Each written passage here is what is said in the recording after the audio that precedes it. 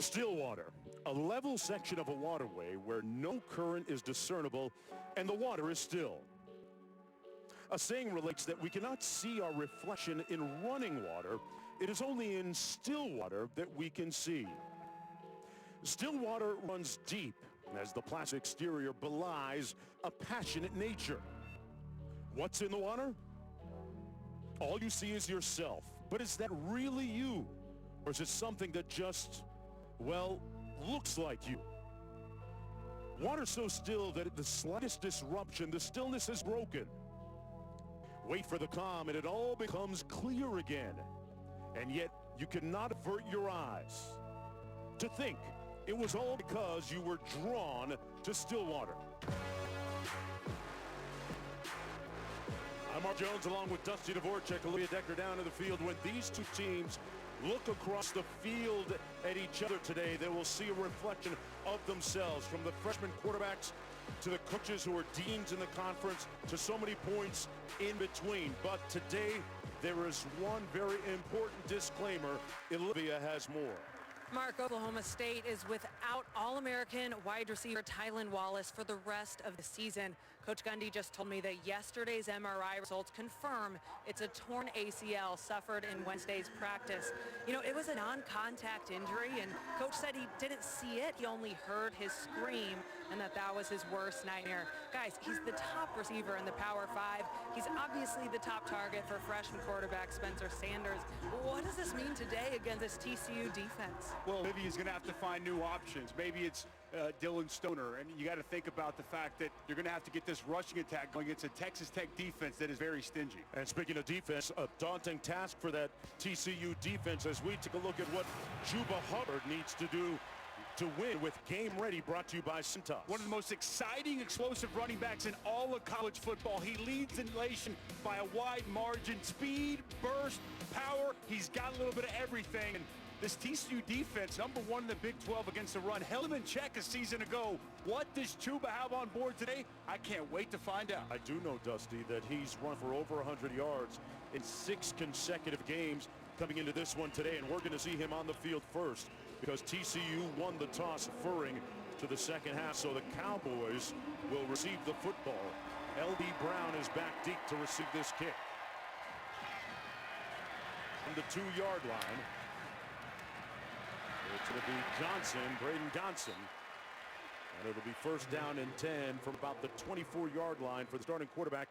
Freshman quarterback, we talked about it at the top of the show a moment ago, Spencer Sanders, has 13 touchdown tosses on the season, but a troubling 10 interceptions on the year as well.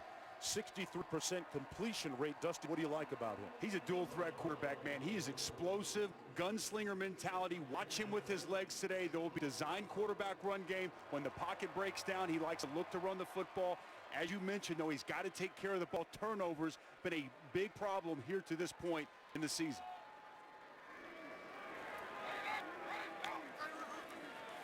He's going to hand it off. No, he keeps it himself. There's that run game.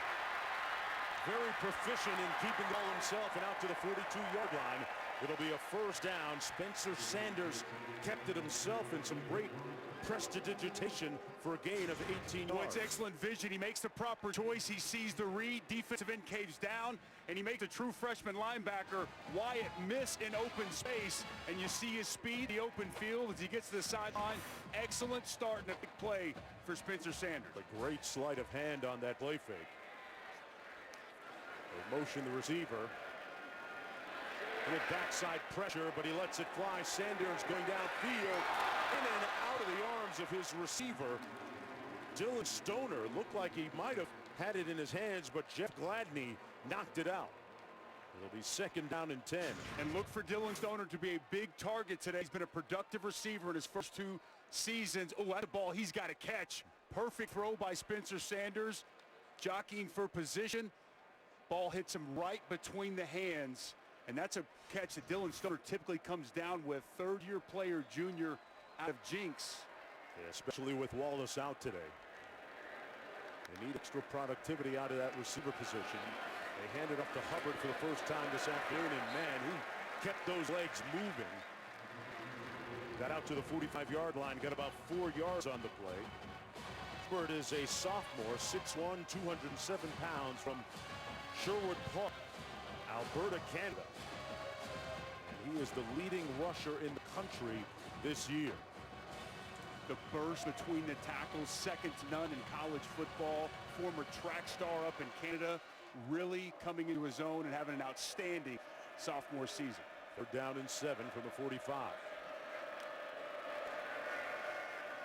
Sanders finds his receiver complete. Goes right back to Dylan Stoner, who this time hangs on for the first down out to the 40-yard line. Chuba Hubbard helps diversify that offense, and now we take a look at today's PlayStation player impact rating. As we've mentioned, speed, and more speed, but I also like he lowers his pads and he runs powerful. Several weeks back against Kansas State, he ran through a safety that might have been one of my favorite runs on the season for Chuba Hubbard. You give him a sliver of daylight, he can take it the distance. Got 14 on that last play. And again between the tackles all the way down to the 22-yard line. Hubbard again. This time tackled by Vernon Scott. But another first down. He had a 65-yard touchdown run last week. Good blocking on the interior of the offensive line, a makeshift offensive line. Mike Schneider's in there playing for Johnny Wilson. Good push. You see him allow the block to set up, and then the burst through the hole, just as we had talked about, and a tough character to bring down. Excellent start on this opening drive for Oklahoma State. From the 22. Sanders keeps it himself this time. Down to the 11-yard line, gets another first down. And a great fake handoff. Garrett Wallow finally making the tackle, but it's first down on the 11-yard. I want you to watch the read off the edge. He's going to cave down and collapse, and you'll see Spencer Sanders make the proper read as he gets too far inside, and Sanders beats him to the edge. Sanders tucks it under, going to take off with it. Ball security going to be an issue for him, and there's a certain form that they want him to run with when he does take off with it now, right? Absolutely. Tuck it high and tight, especially when he's in the pocket, okay? And he doesn't find the proper look that he likes down the field. His first instinct is to drop his hands and drop the football. It's gotten him into some real trouble with fumbles. Defensive linemen like myself see that ball over from a quarterback and they go at it. So the last several weeks, ball security, where he's holding that football with two hands, been a huge impetus for the young quarterback. Looking to throw, incomplete. Good coverage on the edge. Gladney matched up against Stoner again. So it'll be third down and 7 here in the red zone for the Cowboys. Gladney's outstanding cornerback, making his 40th career start. Former All Big 12. They like to match him with the top wide receiver with Tylan Wallace out. Expect to see him on Dylan Stoner much of the day. Nice job being aggressive and physical in coverage, not allowing Dylan Stoner to get to his spot. Gladney right there on your screen. First team all-conference of the Big 12. This is the 9th play of the drive for the Cowboys.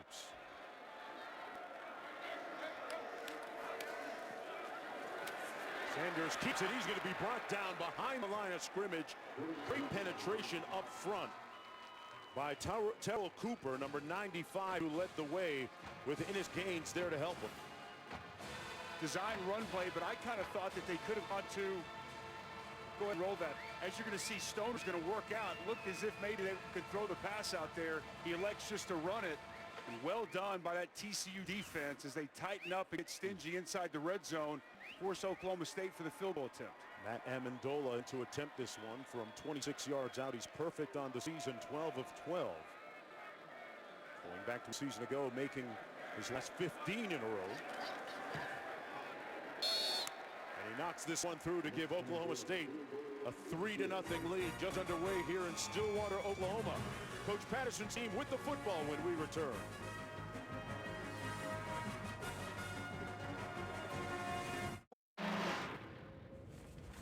Everybody wants players to be like hot cocoa. You know, you just rip off the cover, pour it in, put hot water in, and they get a great player.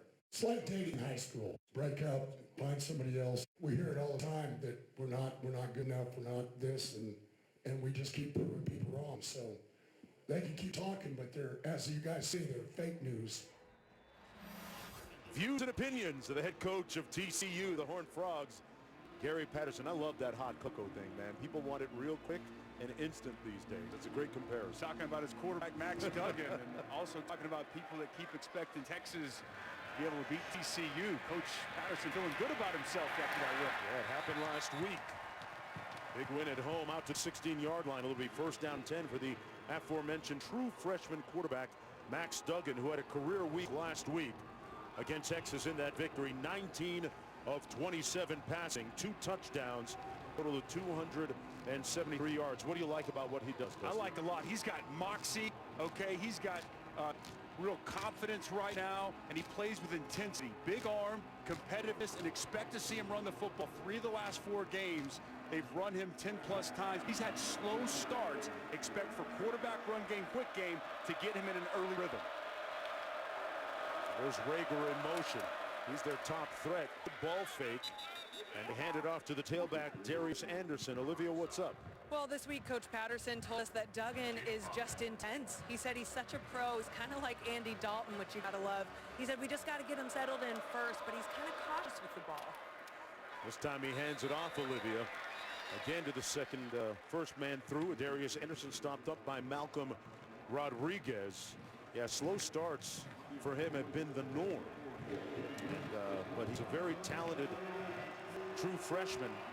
Started the last 5 games after taking over from Alex Denton the first 2 games, who was the starter. Shehu Olanalua in a tailback.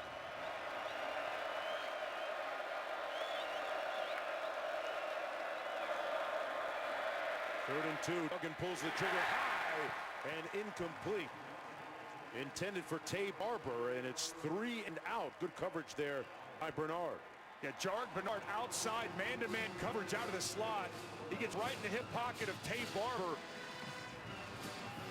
who was a big get last week. Big banged up with a hamstring last week, came on the scene, was huge for TCU. 5 catches, 94 yards. Bernard with outstanding coverage, and the pass a little bit high. Nice quick 3 and out for Jim Knowles and his defense. They got the finger wag out of Bernard that play. 4th down and 2. In comes the punter, Jordy Sandy. True freshman from Australia, which is the trend right now in college football. Out to the 41-yard line, 6 yards on the return on the 41-yard punt. Pretty good starting field position here in the second possession of the ball game. No, no, no, not in the house of Jarek Bernard. Back after this. I got no excuses. Yeah. ESPN College Football is presented by PlayStation 4, best place to play, and in part by Wingstop. Order now at wingstop.com, where flavor gets its wings. Look at the scene this morning. The team stays at the Athens Hotel at the Student Union, walking down Hester Street to Boone Pickens Stadium. And Coach Gundy leading the way with a pretty special accompaniment today. First down and 10 for his Cowboys from the 40-yard line. Chuba Hubbard, the leading rusher in the nation beside quarterback Spencer Sanders. And it's Hubbard to his right. And brought down after about a 3-yard gain by Merritt. And Jonesy, that wasn't the only walk. Also the walk with Coach Mike Gundy. These are special spectators, some children with special needs, and that young lady in the wheelchair, that's Sydney White. Sydney White has a special relationship with 17 Dylan Stoner. This summer, they went and had ice cream together. And today, before the game, young Sydney left a best of luck note for Dylan Stoner. Also left a note in the locker of Tylen Wallace. So, very cool there for Coach Gundy to walk in the stadium with those young people. So great that college football athletes can touch so many different people. Wide open down deep. Stoner! Sydney would love that. Touchdown, Cowboys!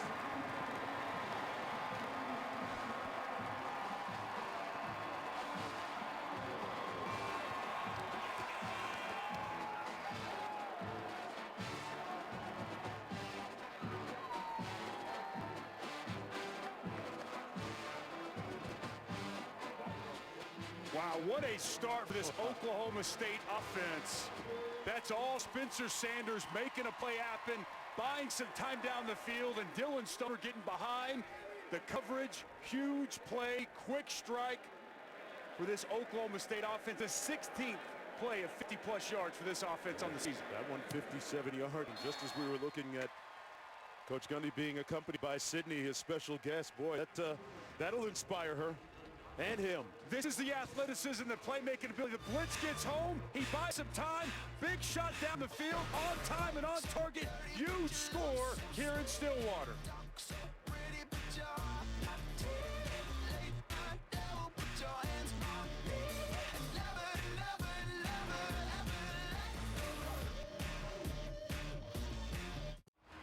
Ennis Gaines, safety, going to come off the edge unscathed, and you're going to see Spencer Sanders step up in the pocket. We got man-to-man coverage right there with Stoner against 24 Julius Lewis. He beats the coverage. I want you to focus on Spencer Sanders' hands. Look how he's got two hands on the football all the way through, makes the big shot down the field. Huge touchdown for Oklahoma State. We told you earlier, talking with Sean Gleason, Mike Gundy, it's been a huge point of emphasis with Spencer Sanders as he moves around the pocket, keeping two hands on the football. He does that, locates his target after he beats the coverage, and a perfect strike down the field for another explosive play for this Cowboy offense. We said from the onset, somebody is going to have to fill the shoes left by Tylan Wallace. We expected it to be Dylan Stoner, off to a great start, the junior wide receiver, and you couldn't script it better for Spencer Sanders here early against this TCU defense. Let's see how the Horned Frogs counter here. Max Duggan, true freshman quarterback, on 1st and 10. Out of the backfield, complete. Catch made by Anderson. Let's go back to Matt in the studio. Okay, guys, good afternoon. Miami taking on Florida State. Early on, Jaron Williams to Jeff Thomas. 39 yards just over on ABC. Right now, the U takes an early lead, 7-0.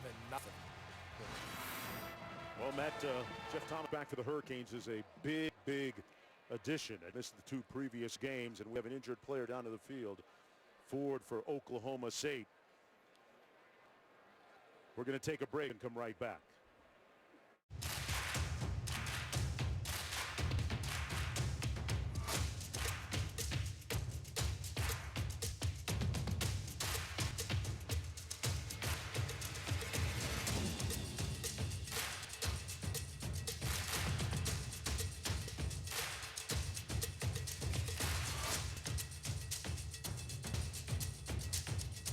Gear up for fall at Academy Sports and Outdoors. Well, tonight, number 15, SMU, looking to stay unbeaten against number 24, 7-1 Memphis. Down in the shadows of Beale Street tonight. Man, what a battle. That's going to be 7:30 Eastern, 4:30 Pacific on ABC and the ESPN app. Dusty, we've seen and done both those teams this year. Who do you like in this game? Man, that's a tough call. I'm going to lean Memphis. Right. And Kenny Gainwell is having a fantastic season. We saw him basically in his debut this season. Yeah. He played a little bit last year, but redshirted. And he had a big breakout game. He had a big breakout game against Ole Miss. Had a great season. That should be a great matchup. And I hope Trace Ford's going to be okay. He's been a key asset for Jim Knowles and his defense the last few weeks. Let's go back to Matt Berry in the studio. Hey, guys, Kansas coming off that wild win last week against Texas Tech. Kansas State upset Oklahoma. They play each other this week. Skylar Thompson, 4 rushing touchdowns last week in the upset at OU. He gets K-State on the board early, 7-0. All right, Matt, back here, it was Trace Ford that was injured. You saw him walking off the field a moment ago. He's one of the best pass rushers up front. True freshman from Edmond, Oklahoma. 2nd down, 8 to go for the Horned Frogs. 2-by-2 formation. They give it to Anderson on the run, and he makes it out to the 32-yard line. Sets up a 3rd down and about 3 to go. Murray on the tackle. That's some good-looking hair right there, boy. Jonesy. That's a hair commercial. Back in my day, I could rock with Coach Gundy a little bit, but not these days. You might want to let it flow again like that, man. It looked great bouncing in the wind. That's a nice product in there. It's a little perm, actually. Natural, baby. Keep it natural. Alana in the backfield on 3rd down and about 4 to go. Big 3rd down for this TCU offense. Let's see if Jim Knowles brings some pressure. They're showing a lot of pressure at the line. Is he going to bring it or is he bluffing?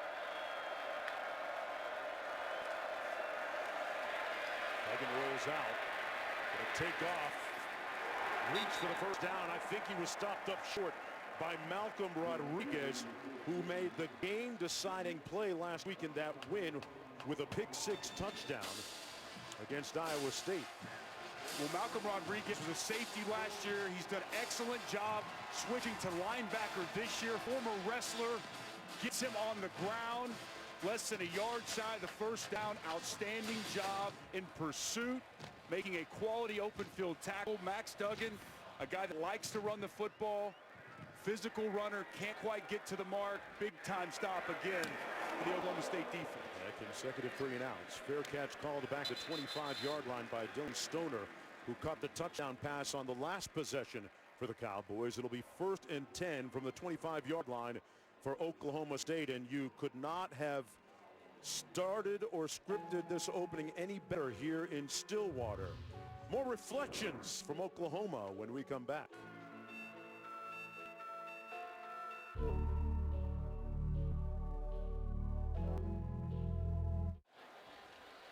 Beautiful view here at Boone Pickens Stadium in Stillwater, Oklahoma. 1st down and 10 for the Cowboys. They lead 10-0. Scored on their first 2 possessions. Little receiver screen and out to the 30-yard line. It's Landon Wolf. Wallace is one of the guys missing very prominently here today. This is his touchdown run and catch last week at Iowa State. Off the charts, runs through great guys. How about the stiff arm before he goes to the end zone? Just to give you folks an idea of the skill set one of the most talented wide receivers in all of college football possesses. So much fun to watch the last 2 years, over 2,300 yards. Nobody else in college football even close. And Tylan Wallace, unfortunately, out for the rest of the season. Pass high and incomplete, intended for Stoner. The good news going back to Wallace is that coaches expect that he will be back to full speed in June after he has a procedure. And the junior should get back into the lineup, and all things should look up for him. Wishing him well. Yep. Don't know exactly what he's going to do, if he's going to come back to Oklahoma State, or sure he'll make that decision, but here's to a speedy recovery, Tyler.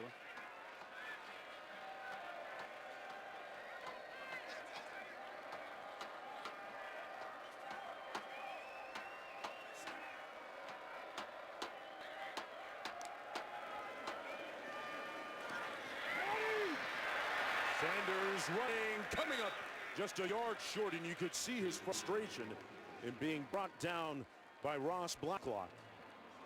About a yard shy of the first down. Blacklock, one of those difference makers up front, Dusty, for TCU. Absolutely, I want you to watch him. He's going to work here. He's going to retrace and come back inside. There's going to be, the middle of the field opens up. Watch Blacklock, the good feel he has, gets off the block, gets back, makes a big stop prior to the first down to get TCU their first 3 and out of the game. Blacklock has 3.5 sacks coming into the ball game. Missed all of a season ago with an injury. But back to full speed now. Rager, a dangerous punt returner, back for the Horned Frogs, makes the fair catch at the 29-yard line. He already has a touchdown on a punt return this year of 73 yards. Didn't get a chance there. 38 yards on the punt, nothing on the return. This week's college football playoff rankings are brought to you by Goodyear as we get into the first Saturday in November, and top 3 teams idle, and Clemson on FCS week. You picking Wofford? You coming for the upset? No, I'm not. You'd be surprised where I have Clemson in my top 6, though. Well, yes, I would. They're the champs. Florida-Georgia Put some respect on Clemson's name, okay? Florida-Georgia game is going to be good. Ross Blacklock there in the picture, one of the most talented defensive tackles in the Big 12. We'll talk about him all throughout the day. There's 6 minutes to go. They hand it off to Anderson. Nice cutback. Put his hat down. And made it out near to the first down. About the 38-yard line. Bamiga making the stop in the play. Well, you called it. That was their counter. And he saw a great hole. Cut back. Great patience on another run by Darius Anderson. Had 3 consecutive 100-yard rushing games to start the season. It's going to be their counter, pull backside guard tackle. He saw a hole open up backside, put his left foot in the ground and got upfield. Consecutive quality runs for Darius Anderson. I like his size, speed, and ability to make people miss. Averaging almost 7 yards per carry on the season. Battled through injuries last season. First down and 10 from the 48.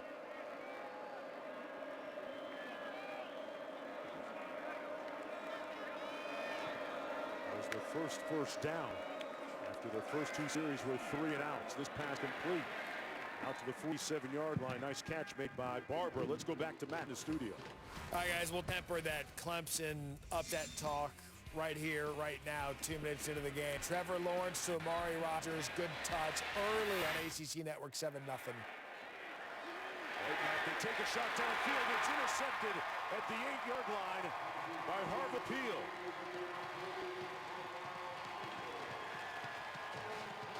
And Duggan throws just his second interception of the season. Well, this is a poor decision by Max Duggan, a young man who only threw his first interception a week ago. It's an overthrow. I don't know if it's miscommunication or what. You see Tay Barber try to run a post. Harvell peels the middle of the field safety, gets over the top, and it's like he's receiving a punt. Bad overthrow by Max Duggan. And again, I'm not sure if there's miscommunication there or what. Ty Barber was working on a double move. He had a little bit of contact, but that ball well overthrown, and an easy interception for Kobe Harvell Peel, who has really put together a quality season. His second interception of the year, and a young man that continues to seem to get better and better each and every week. Yeah, he had 6 pass breakups last week in that win. At home against Texas, Oklahoma State going to run it on first down. Nowhere to go for Hubbard. Down by Blacklock, who made that nice play the last time he was on the field. Second down coming up. Hubbard actually redshirted as a freshman. Took time to adjust. Runs it again, nowhere to go. Picked up probably 2. Wallow making the tackle on the play. Interesting recruiting story with Chuba Hubbard out of Alberta, Canada. Was a whole bunch of eyes put on him early, but because of all the different recruiting services out there that provide video, Oklahoma State came up on him. Problem was the level of competition up there wasn't what you would call elite at the high school level, and nobody could tackle him. Dusty didn't know how he'd adjust to big-time college football. And he said didn't know if he was tough enough. Used that redshirt freshman year, and he's plenty tough now. The quarterback draw. Sanders still on his feet, tucks that ball away safely. Did he get the first down? Let's see where they spot it. And they're going to spot it about 2 yards short. So fourth down coming up. Good pass rush game up front by the TCU defensive line. It gets home, but a strong piece of running by Spencer Sanders as he gets close to the first down. Could have easily been a sack. But they run a Tex aim up front. Tackle went first in, coming underneath. And we haven't mentioned it much yet, but this Oklahoma State offensive line working today without their starting center, John Wilson. So they've moved the right guard, Bryce Schneider, over to center, and have had to shuffle a few guys around. Tevin Jenkins went from left tackle to right. Dylan Galloway's back, so Oklahoma State offensive line has done a solid job so far, but something to keep an eye on throughout the day. Rager calls for the fair catch back at midfield. Well, the start of mayhem begins, presented by Allstate. We're getting ready for the College Football Playoff Rankings release. Who do you think will be the top teams? There's a look at our picks. At least one of us got it right, Dustin. I don't know about you and Olivia. Look, LSU's got the best resume. I think Ohio State's the best team. LSU's got the best resume. I think Alabama and Clemson, you could put them either way. I got Penn State there, and I went Baylor. They're at no right now. Well, and that's the tough thing with Alabama and Clemson. People want to put them up there, but their best wins are both over Texas A&M, who's not even ranked now. So I need to see them win. Alabama needs to beat LSU for me to put them up any higher. The lack of disrespect is stunning for the Clemson Tigers right now. They need to put some respect on that name. It's not about what you did last year, Jonesy. It's a new season. Lou in the backfield on first down and 10. Good starting field position for TCU. And the true freshman hits his target, Artavius Lynn, for the first down and then some, down inside the 25-yard line for the Horned Frogs. Nice catch and extension by Lynn to gain 24 yards. Good confident throw here by Max Duggan, stepping into the throw. Hits his big target. The tight end is 6'6", 265. Perfect pass, good timing for Max Duggan. Good reaction after throwing that interception on his last pass.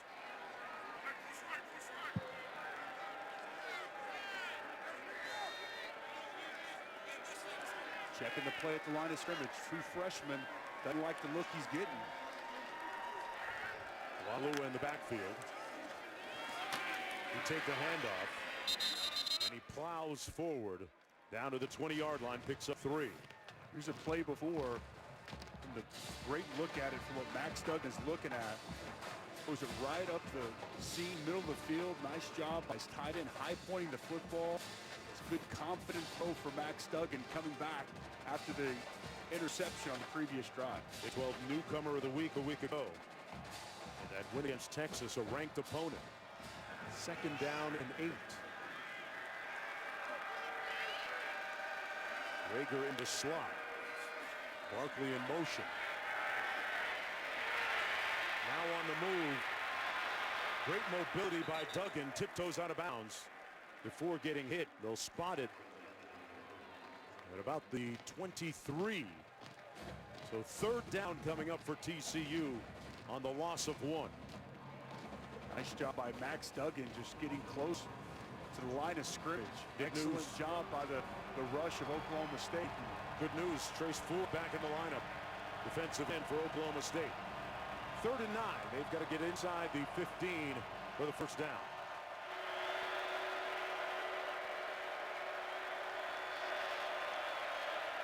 For the trips left formation here.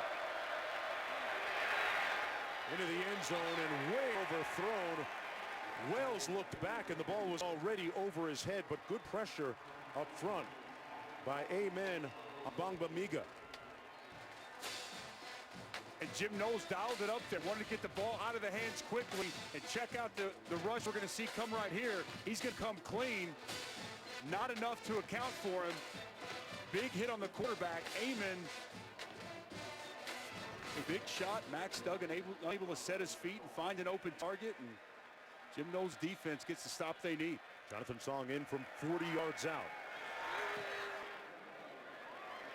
And he places that one right between the pipes. The Horned Frogs are on the board with 1:01 to play in the 1st quarter.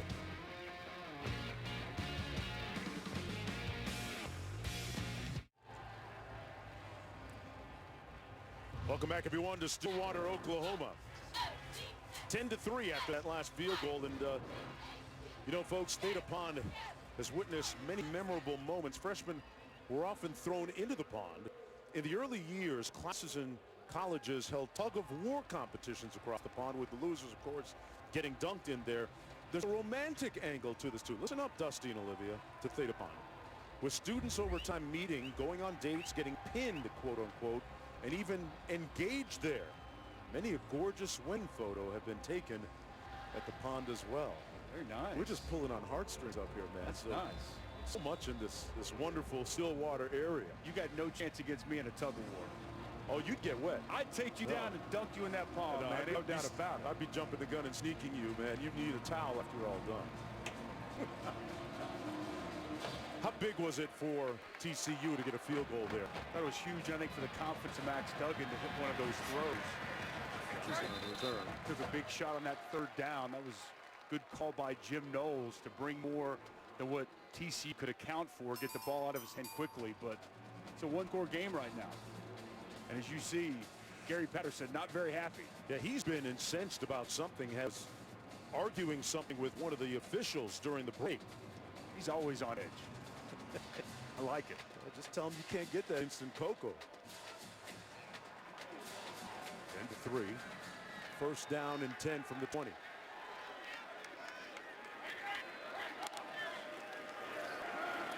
Sanders keeps it. And he's going to get to the edge here. Get those shoulders. North south. Great cutback. And Sanders all the way out to the 43-yard line and a 1st down. A great dash of 18 yards. Could be 22. I want to tell you what, that speed and vision by Spencer Sanders, but you want to know what made this play? It's 17 Dylan Stone. Watch the cut black on the perimeter there, who gets the defender down, allows Spencer Sanders to get to the edge, and in the open field, he is tough to deal with. Great start again, both throwing the football and in the run game for Spencer Sanders. Sanders taking care of that football, too, tucking it away. Running again, making things happen with his legs. Very athletic quarterback all the way down to 47-yard line this time. Picked up another 11.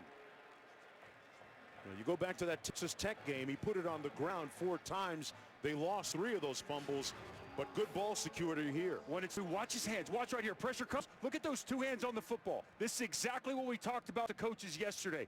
2 hands on it. Now watch as he spins out. Keeps 2 hands on the football. Runs with it. That's the ball security they talked about. That's taking the practice field to the game field. Great start. And you can see the emphasis placed on ball security for Spencer Sanders. When they could have given up on him and made a change, they decided to stick with him after that rough outing against Texas Tech. And so far here today, it's reaping rewards. That's the end of the first 15 minutes of play here in Stillwater, Oklahoma. The Duck Pond, scene of so many romantic moments and encounters.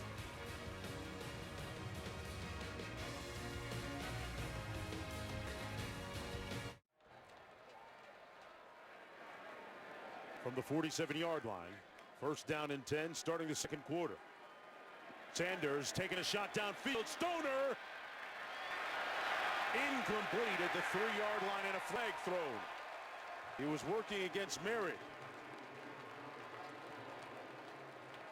Dylan Stoner already with a touchdown reception today in the first quarter. One more look at this. Ball was underthrown. Dylan Stoner trying to work back to the football. And ultimately, I think that's what got him the call. Pass interference. Defense, number 7. 15 yards from the previous spot. Automatic first down. Trayvon Merritt, you know, he was trying to stay with Dylan Stoner because he was beat initially, and then the ball's underthrown, so Stoner's trying to work back for it, and Merritt continues in contact into the receiver. I think that's the right call. You've got to allow Stoner the ability to work back to the football. Spencer Sanders, if he could have put some more air on that, had a little more arm strength, Dylan Stoner had to step on Merritt. This TCU secondary came up with 4 picks last week in the win against Texas. They've been stout. Gain of 3 that time. Garrett Wallow making the stop on the play. Spencer Sanders keeping it. Garrett Wallow is a tackling machine for TCU. Coming into today, 72 tackles. I think that was his 7th tackle of the day. I love watching this guy on film. A true football player. Got a nose for the ball. Team captain. Really an outstanding linebacker. Seems like we say that each and every year for TCU, but Garrett Wallow really has stepped up and had an outstanding start to this season. On 2nd and 7. Little trickery looking for the throw here. Downfield, incomplete, and a flag. Another interference call. Wallow was downfield trying to cover Spencer Sanders as offensive coordinator Sean Gleason gets into his bag a little bit. And that's clearly going to be pass interference on Garrett Wallow. Beat down the field. Maybe they call that around here a Stillwater special instead of a Philly special. You see the flip to Dylan Stoner. Pass interference. Defense, number 30. Penalty would be half the distance to the goal. Automatic first down. A little trickeration here early on by Sean Gleason.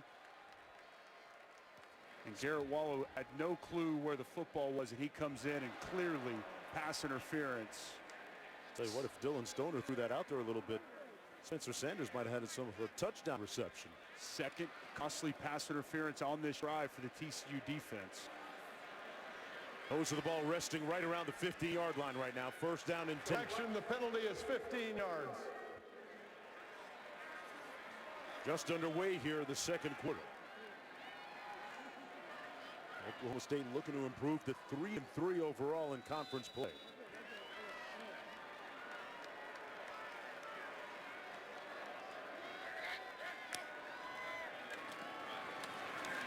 And Chuba with nowhere to go, stopped up. Nowhere to go. Ross Blacklock, first one to get there. He's made several plays already here this afternoon. Well, coming up this week on Sunday NFL Countdown, Randy Moss ranks the best catches in this week's college action, plus an inside look at the NFL's top-ranked defense with the twin brothers who hold down the perfect Patriots secondary.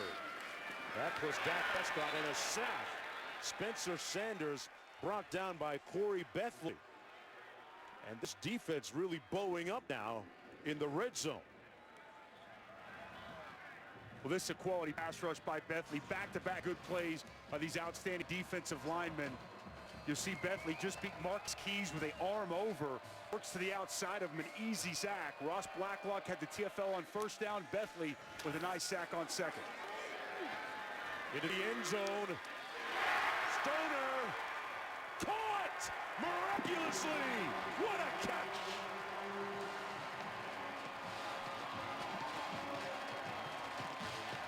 I mean, it's good coverage down the field. You want to talk about a spectacular throw, an even better catch. Ball had to be placed deep and outside where only his man could get it. Beautiful throw by Spencer Sanders, and Dylan Stoner, today's star of the game, steps up with a diving catch. Wow, absolutely beautiful throw and catch from Spencer Sanders to Dylan Stoner. Who's going to step up today for Tylan Wallace? Dylan Stoner. What a half he's had so far in this game. Boy, that was one of the questions coming into the ball game. They're looking at this catch. See if he completes the catch. That angle not quite as definitive as the one we saw a moment ago. That's good coverage by Jeff Gladney. I mean, just sometimes a better ball. That's been a great matchup. Yeah, it has. They've been on each other all day today. I mean, I haven't seen a look that tells me it wasn't a touchdown. Right. Yeah. The call on the field was that it was a touchdown. We'll be back after this.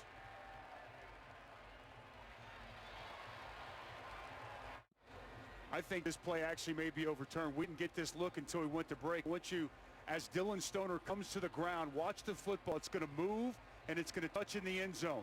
He's got control, but now the ball is moving, hits on the ground, and then as he works his way out of bounds, does he ever actually control it? It's going to be a tough call, but I think they may overturn this. After review, the ruling on the field stands as called. Wow. Touchdown.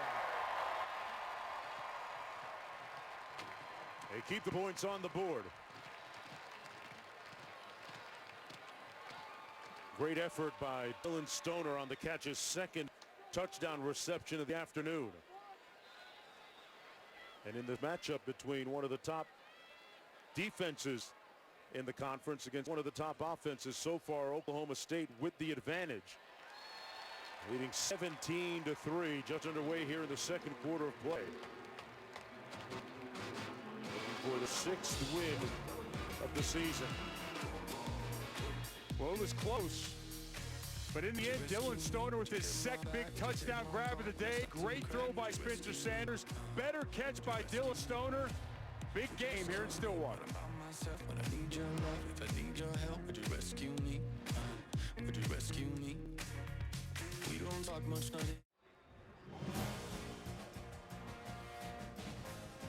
Welcome everyone back to ESPN College Football on the first Saturday in November from Stillwater, Oklahoma. And Boone Pickens Stadium, where Oklahoma State leads 17-3. Wanalua on the kickoff return, wrestled down inside the 20-yard line. Let's go back to the studio. Guys, wait until you see this sequence of the Notre Dame-Virginia Tech game. Notre Dame about to score to go up 21-7. Then Jafar Armstrong coughs it up. Divine Diablo gets it, scoops and scores for the 98-yard touchdown. That is the longest fumble return for a touchdown against Notre Dame all time, and we're tied at 14 at the half. Okay, Matt. Tight ball game there. Virginia Tech coming in hot. Darius Anderson in the backfield on first down and 10. Takes the handoff and couldn't quite turn the corner. Harvell Peel making the tackle, no gain on the play. It'll be second down and 10. Kobe Harvell Peel, a couple of weeks ago, had his struggles against Baylor. Came back last week, had 6 pass breakups, 8 tackles, and was more aggressive. Played a much better game, and he's off to an excellent start here in this one today. You could tell talking with coaches, they think he has a chance to be a special safety for this defense under Jim Knowles. Rager in motion. He's been relatively quiet so far. Makes the catch and a chance to do some work in space. And he got tripped up by the turf monster, falls forward to the 33-yard line, but picks up the first down anyway. Put that right foot in the ground and got upfield. You saw the burst and acceleration. Young man that was voted as the fastest player in the Big 12 by his peers. Watch it. Put that right foot in the ground. Get vertical. They've got to find a way to get him the football. An explosive, dynamic playmaker for this TCU offense. Picked up 12 out to the 31-yard line.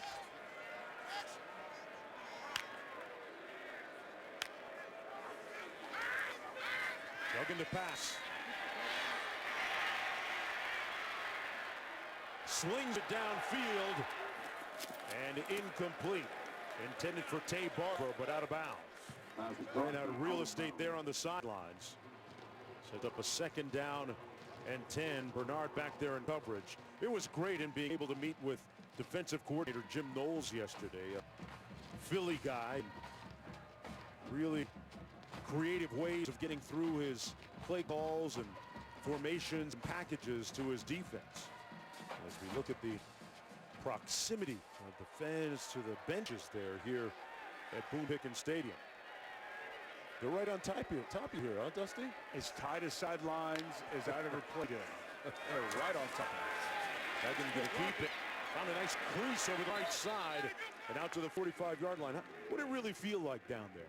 Well, I tell you, we played here in 2002 and we got the L, so it hurt bad. But they're right on top of you, and where the players says a lot of whenever I play student section, and they're going to let you hear about it.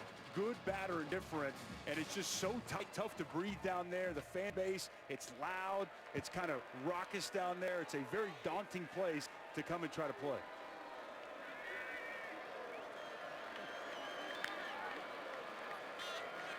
Lonalua backfield. Duggan fires for Rager, bounced right off his hands, incomplete. So you're telling me that the fans here are pretty loud. Yes. You're pretty close. So you hear too many things you really don't want to hear. You can hear all kinds of stuff, yeah. They talk about your people a little If you bit? got thin skin, man, it can get to you. So nice little home field advantage here at Boone Pickens Stadium. A lot of orange out there today. 11:05 to go in the first half. Second and 10 from the 45. Lonalua put his hat down across midfield down to the 49-yard line. Tackle made by McAllister. 6-yard gain on the play. They kind of got their version of Thunder and Lightning. Lightning being Darius Anderson, Thunder Lonalua. He goes 6'3", 240, and you saw the way he finished off that run, lowering his pads. He's a big guy to bring to the turf, setting up third and manageable here for this TCU offense. A lot of people think that the potential of this running game is as good as it was going back to the days of LaDainian Tomlinson at TCU. Again, we see the true freshman checking at the line of scrimmage. Sees something that he likes. And 4, they hand it off and get the first down. Lonalua. Out to the 42-yard line, picked up 7. So that is the Thunder part of the Thunder and Lightning combination in Gary Patterson's backfield. Well, this is Max Duggan just reading numbers. Look at this one man in the middle of the field. 4 down, but he sees a big crease off the left side of that offense. Going to be an inside zone. Center gets up to the backer. That's a good decision by a young quarterback to pick up a 3rd down. Little receiver screen. Rager got a blocker out there. Turns the edge. Boy, he got upfield in a hurry, but there's a flag down right in the vicinity of the catch at the 42-yard line. I think it's going to be on both teams. Initially, it's going to be a hold on Prowells on the edge. And then I think that they may come back with one on A.J. Green as he retaliates as he gets up off the field. A.J. Green was upset. He's going to jog off the field here, but we're going to have offsetting penalties. Probably a hold and a personal foul. There's the hold that they're going to There are get. 2 fouls on the play, 1 on each team. Holding offense number 81. That'll be a 10-yard penalty. After the play was over, personal foul, unnecessary roughness, number 4 of the defense. That'll be 15 yards and an automatic first down. Well, TCU comes out ahead on that exchange. Yeah, and unfortunately for Oklahoma State, A.J. Green had to come off the field, so they're going to put in the true freshman Thomas Harper, who they've raved about his abilities. But you hate to lose your best cover man, a 3-year starter, all Big 12 performer, and A.J. Green. Did you go at him right away here? You take a shot if you're TCU and Max Duggan and Sonny Cumbie? I'm checking into him before the end of this drive, no question. See if we get a look at this at the end of the play. We're able to get a shot of that. So Green comes out for a play here. First down and 10.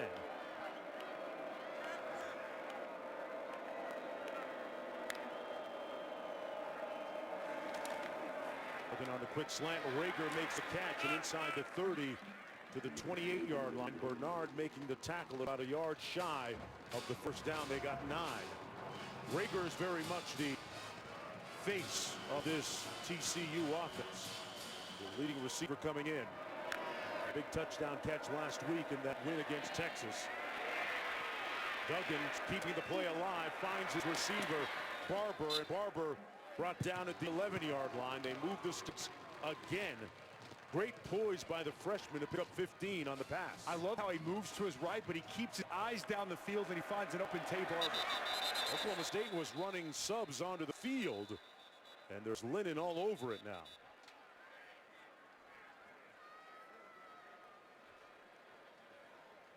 I think there's a few too many Cowboys on the field for Oklahoma State. You can't have 15 guys. TCU at times going at breakneck pace today.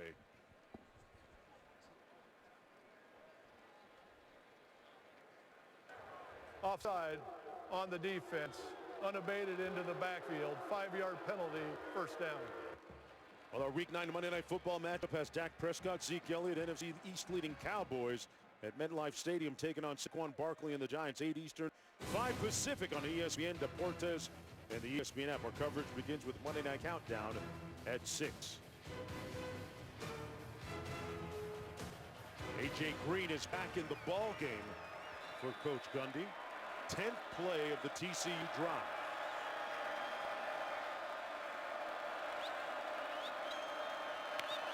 Rager in motion. Alanalua, the blocker in front of him, leaping for the end zone, but coming up just a little bit short. Yeah, it looked like the quarterback, Duggan, got out there and tried to put his hat on something. What they like about this guy, his fieriness. Watch him as he gets over here on the edge. He's going to be the lead blocker. Watch him try to set the edge here, get a block on a safety coming downhill, just enough to give Alanalua the edge and enough to get the first down. Fiery competitor. They say he got intensity second to none on this football team. You saw it on display there. Coached by his dad in high school. Great football IQ as a result. And Coach Patterson wants to call a timeout. Running down the field, didn't get it. And yes, he finally does. Tell you what, Coach Patterson showed some quicks getting down the sideline. I want to pop that hammy, Coach. Talk over. We'll be back after this.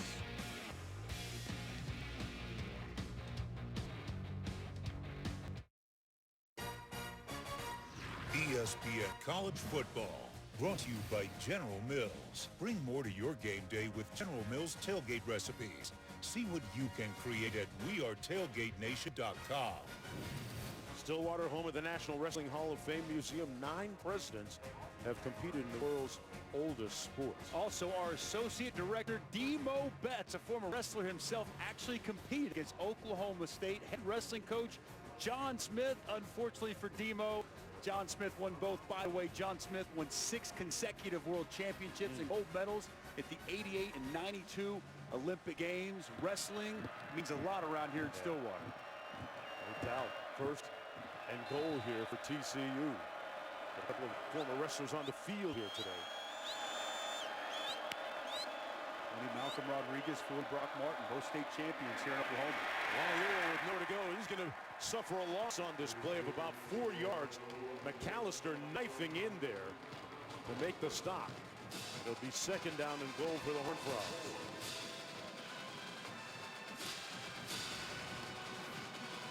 You see coming right off the edge, McAllister unblocked, gets the initial contact, and Bernard comes in to clean it up. Nice tackle for loss. Best drive of the day so far for TCU. Can they cap it off with a touchdown? Wanalua behind Duggan. The receivers out to the left. Duggan gonna keep it on the option. Touchdown Horned Frogs. Max Duggan with a determined and spirited run into the end zone. Which is going to be speed option to the field. Fakes the pitch, gets the linebacker to commit to the pitch man, and then Duggan's just going to lower his shoulder and power into the end zone. Outstanding way to cap off that 12-play, 81-yard drive. A much-needed answer and touchdown for TCU. That's his 4th rushing touchdown of the season. He was a very dynamic, athletic quarterback. Had a 46-yard touchdown run at Kansas State earlier this year. They're just down by 7 now. The poised and precocious freshman doing a nice job to bring his team back.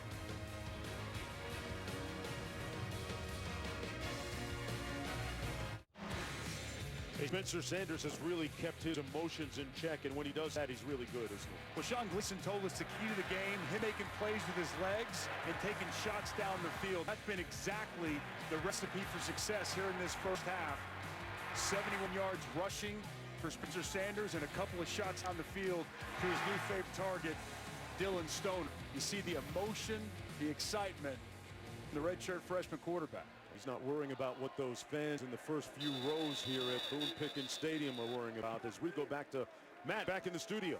All right, guys, Florida-Georgia update. Kind of a controversial call on a catch that kept the drive alive for Georgia, and they would capitalize. Dominique Blaylock, the touchdown for the Dogs. Florida about to kick a field goal. Right now, 10-0 Georgia.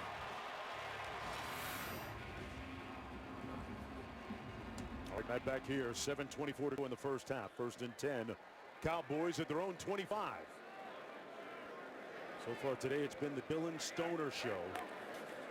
And a couple of touchdown receptions on the out, complete to Landon Wolf. And Wolf picks up about 5 on the play. Wolf, the 5'11" junior from Tulsa, Oklahoma. Nice timing route. And Spencer Sanders and Landon Wolf.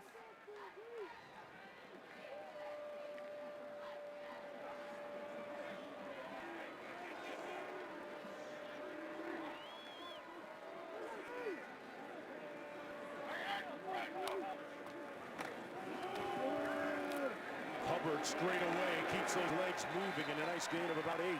Let's go down to Olivia. What's happening with Coach Patterson down there? Well, I'll tell you what was happening with him down there in 1975. It's the hottest band you've never heard of. They're called Walk On Easy. Look right there on the right. There is Gary Patterson. And guess what? The guy in the middle is my youth basketball coach, Al Simmons. So their 1975 World Tour, yeah, it didn't really go worldwide. They stayed near Larned, Kansas, Central Kansas. They performed at weddings, state fairs, dances. So still lights up when Coach talks about it. Coach performing? The Kansas Beatles. Wow. Gary Patterson a part of that. Man, he went platinum, I think. Renaissance. He might have gone at least gold. I think he still got it, too. Driving round and round and round down a Denny road. What you doing, son? Where you gonna go? We're gonna out at the moon, shoot out the lights. Small town Saturday night. It's a small town Saturday night.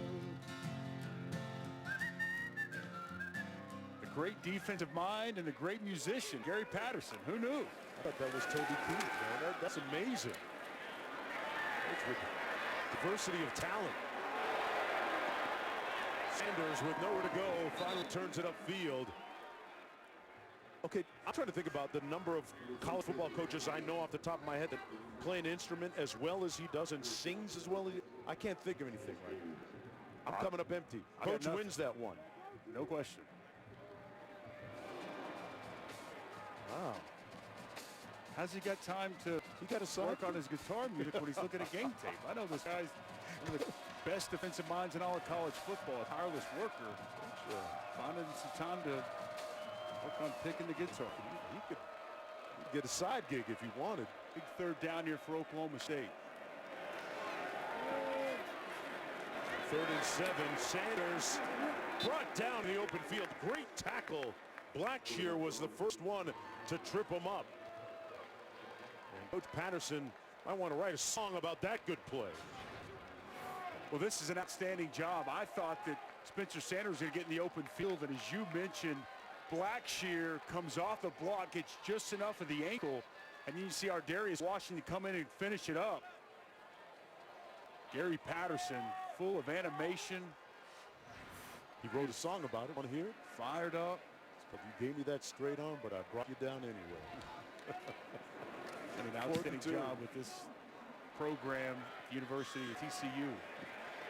Punt's going to be inside the 10-yard line. Great punt by Tom Hutton, the 29-year-old Australian from Newborough, Australia. Puts it inside the 10. The Kansas Beatles. Just let the music wash over you, folks. And one of those cats was Olympia's basketball coach.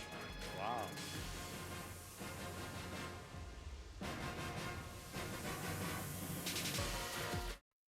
Mayhem begins. The College Football Playoff Top 25 Ranking Show, Tuesday at 9 on ESPN.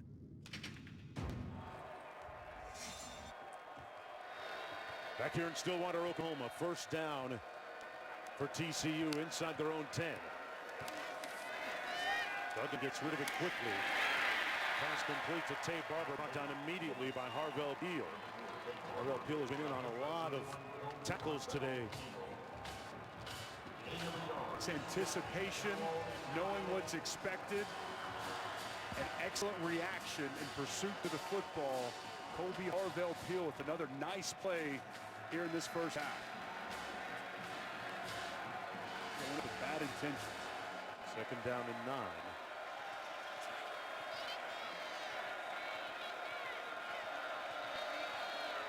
Anderson in the backfield. Play clock at 3. Duggan standing tall, fires a strike at the 14-yard line.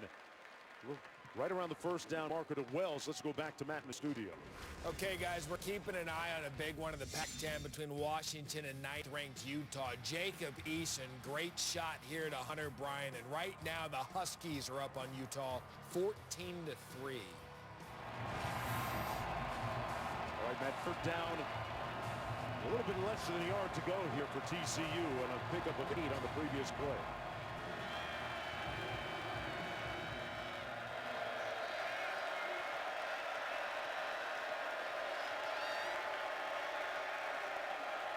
Going to run it, Anderson with a yawning hole over that left side, and then some.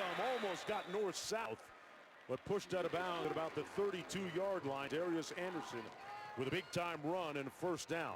Well, there wasn't a whole lot there, and then all of a sudden he has patience, and he makes an excellent cut to his right. A little deep, and the explosiveness when he gets to the open field. Quality run by Darius Anderson. Pick up a 15, first down and 10. Key block by right guard Austin Myers helped spring Anderson on the last run.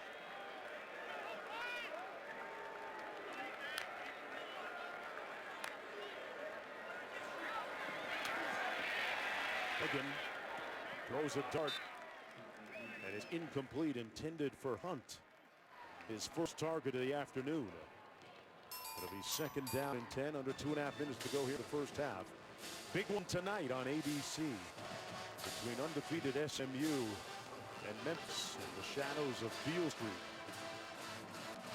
Great matchup. Great for the American Conference. Game day there today. Great scene on Beale Street. Primetime ABC. SMU, a great story. So Luke Corso took SMU, put the hat on. Anderson out to the 34-yard line. Folks, this season, for every field goal and extra point made by participating universities, Allstate making a contribution to the university's general scholarship fund. Thank you, Allstate. And out to the 34 it is. 3rd down and 5 for the Horned Frogs. Seen Pro Wells targeted this spot. He's a size mismatch, 6'6", 260 pounds.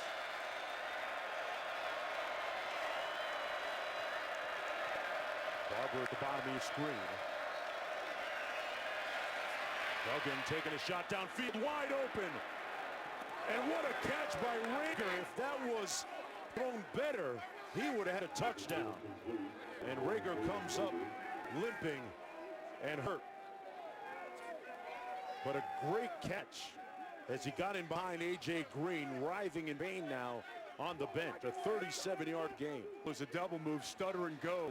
A.J. Green took the bit on the fake. Wide open Jalen Ranger with an acrobatic catch on the sidelines. Duggan keeps it himself and runs out of bounds at about the 26. One more look at that great catch. Watch him elevate over a 40-inch vertical high point of football as he's falling backwards. You hope he's okay. Such a dynamic playmaker. It's an excellent route run by him.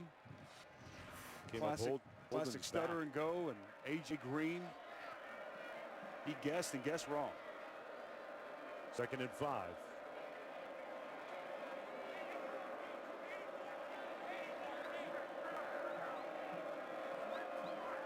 Trip left formation.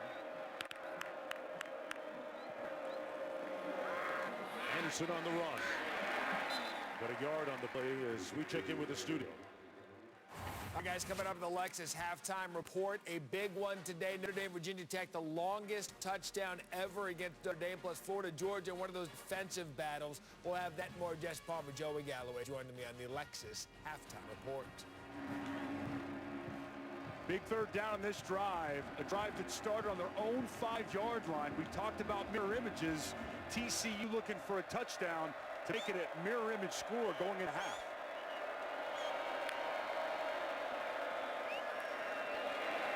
Duggan, wide open, touchdown! And a step closer, just a point away. Wells with the catch. These two freshmen battling as the coaches are in their tactics. Well, it's excellent protection, and I mentioned earlier, Pro Wells, what a tight end. They've moved him into wide receiver. He's got great size, 6'4", almost 260, and wide receiver type skill set. He's going to work right up the seam, unaccounted for by the Oklahoma secondary, and Max Duggan with time confidently steps into the throw and fires a strike for a TCU touchdown. All tied up here in Stillwater. What a half. What a great game. This impressive freshman mirroring Spencer Sanders, the other freshman.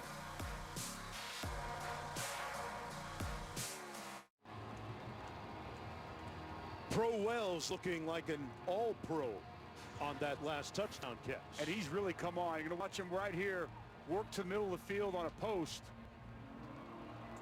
Gets behind the linebacker coverage. Nobody in the middle of the field.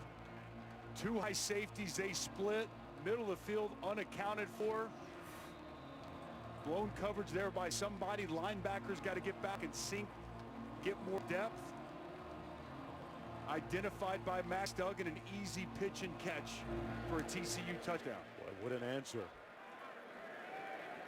from the goal line. Jordan Johnson brought down at about the 16-yard line. Now let's look at today's timely delivery, brought to you by DoorDash. There have been a few of them from Duggan today. How about this? Jalen Rager, you hope he's going to be able to come back in the second half. Consecutive throws for Max Duggan, starting to get that confidence going. We've seen both these freshman quarterbacks play well. That's a sight we don't like to see. No. One of the most explosive athletes, not just in the Big 12, but in all of college football. Guy that had the game-winning touchdown a week ago in that win against Texas for TCU, limping his way into the locker room with 35 seconds to go here in the first half.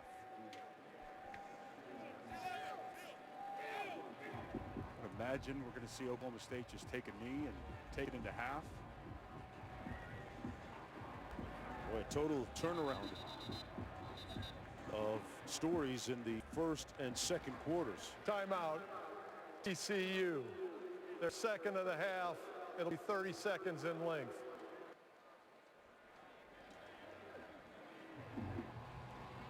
This was an intriguing matchup coming into the game when you consider the coaches and both starting freshman quarterbacks, both losing a couple of games and then coming back last week with wins against ranked opponents. Their coaches in the top 5 in wins at their current schools, and they really have a lot more in common than they do different, Dusty. They do. They don't look the same. They don't go about the same. But really, the way they've built these programs, very similar. Have a mutual respect for one another. And when you look at what they've done to their respective programs, two of the probably most successful coaches either program has seen. And this is a very meaningful, impactful game here in this season. We expected a close, hard-fought game. It was a tale of 2 quarters, all tied up here going into the half. Who's going to make the adjustments and who's going to come out in the second half? Can't wait to find out. Sanders with a nice first half for Oklahoma State, and Duggan rallying his team late to knot the game at 17 as time winds down here in the second quarter of play. The signature mullet against the guy that melodically strums the guitar on the other sideline. That's the end of the first 2 quarters of play here in Stillwater, Oklahoma. But will the Horned Frogs have Rager in the second half?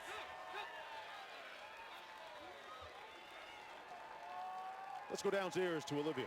Coach, your wide receiver Dylan Stoner stepping up nicely with Tylen Wallace out. Is your offense looking as effective as you want? Yeah, they're doing pretty good. We got to do a little bit job rushing, a little better job rushing the football. So we're getting a little better as we go along, but we need to establish a little more running game. Spencer Sanders, your freshman quarterback, holding up nicely in offense. What's he doing well? Well, he's staying very calm. He's made some plays. He's done a good job of running the football. Thanks, Coach. 2 quarters in the books here in Stillwater, Oklahoma, in this Big 12 showdown. Let's go back to the studio.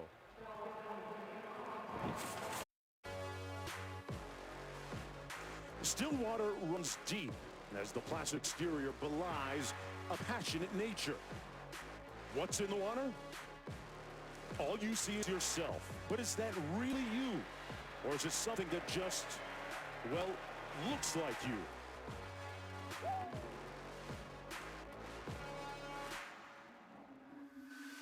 Couple of mirror images right now on the field and on the sidelines. This is college football on ESPN presented by PlayStation. You're watching the Big 12 Conference on ESPN. A couple of quarters to play. We are knotted at 17. Oklahoma State and TCU. And as we take a look at our first half stats brought to you by Dell Technologies. Some of the cogent numbers so far. The story of the quarterbacks is an interesting one. Duggan with a great second quarter with a touchdown, bouncing back from that earlier interception. And Oklahoma State with 4 offensive players with a lot of touches. Mark Jones alongside Dusty Dvorak. Olivia Decker down to the sidelines joining us in just a bit. But one of the stories that we haven't talked about so far, the nation's leading rusher hasn't been doing leading rusher things. And Chuba Hubbard's only had 7 carries in the first half, and give Texas Tech credit, they've limited him. Only 2 carries for 4 yards. That's got to be an impetus for Mike Gundy in the second half to get Chuba Hubbard the football. But Spencer Sanders was fantastic in that first half. Hit some deep shots down the field to Dylan Stoner. He went for 70, almost 80 yards rushing on the ground. That's one area TCU have to limit Spencer Sanders' ability to run the football. I think on the other side, they're going to have to find a way to get pressure on Max Duggan. Max Duggan been given a clean pocket, and he's shredded that Oklahoma State secondary there in the second quarter. Let's go downstairs to Olivia. What's Coach Patterson saying? Well, he's very happy that their top receiver, Jalen Rager, is good to go in this half. He went into the locker room right before the halftime, but his message to his team was tackle. He said, I tried to blitz on the first play of the game, and we let quarterback Spencer Sanders go. He finished the half with 79 yards. So, yeah, good thing they're holding Chuba Hubbard to just 39, 31, but they're upset with letting Sanders get 79 on the ground. He needs a tackle. The good news and the bad news of it. Darius Anderson in the backfield on first down and 10 from the 25. Coming underneath to his tight end. That's Lynn, and Lynn tripped up at about the 30-yard line. Gain of 5 on the play. Bernard making the tackle in the secondary for Oklahoma State. Max Duggan again, good time in the pocket to survey the field. Finds his tight end Lynn on a crossing route. Easy pitch and catch to get this second half started. In the second half, Duggan has really stepped his game up so far the last 3-4 games. I was watching Rager right there on your screen move on that first play. Looked to be okay. This one not okay for TCU. Good pressure and penetration by Harvell Peel to make the tackle on Anderson. I feel like we continue to say this guy's name. Going to be coming on a blitz off the edge. Colby Harvell Peel. You're going to see him time it up perfectly and be able to come home. Nice job disguising that. Not allowing Duggan to see the pressure coming too early. Big tackle for loss. Setting up 3rd and long. Can they get pressure on the quarterback? See if Trace Ford, injured earlier, probably the most dynamic pass rusher, needs to come to life. 3rd and 8, Duggan going to take off, has nothing but open grass ahead of him, and still on his feet. Oh, the turbo kicked in, and he's all the way down to the 30-yard line. The true freshman with a 43-yard pickup. Man, he was moving. He did. In the middle of the field, open up when we saw the vision from Max Duggan, and now they're going fast. They're already on the football. Middle of the field opens up, and he takes advantage of it. Little bubble screen to his wide receiver, Stevens Jr. Ball came out, but they're going to mark him down first. No, I don't know. No. We got 2 different calls. Yeah. No, this is Oklahoma State football. One of the officials was marking it as a 21. Completed pass followed by a fumble recovered by the defense. First down, Oklahoma State. Wow, yep. Huge takeaway for Oklahoma State. One of the officials appeared to signal that he was down, but the ball clearly coming out. A.J. Green with the big hit. And the recovery by Harvell Peel, who has been everywhere today. Wow, huge play for Oklahoma State's defense. Getting him the football back. Costly turnover for TCU to start the second half. Give it to Hubbard, and Hubbard bottled up again. Remember, in last year's game, they held him in check. Blacklock there making stop. Ross Blacklock, future NFL draft pick. You mentioned it earlier, missed last season, tore his Achilles tendon in training camp. A huge loss to this run. He's back and really starting to come into his own. He's got an outstanding quickness, powerful, hand placement, getting off a box. He's having himself a heck of a ball game here so far. Tough for the interior of the Oklahoma State offensive line to deal with Ross Blacklock. 2nd and 11.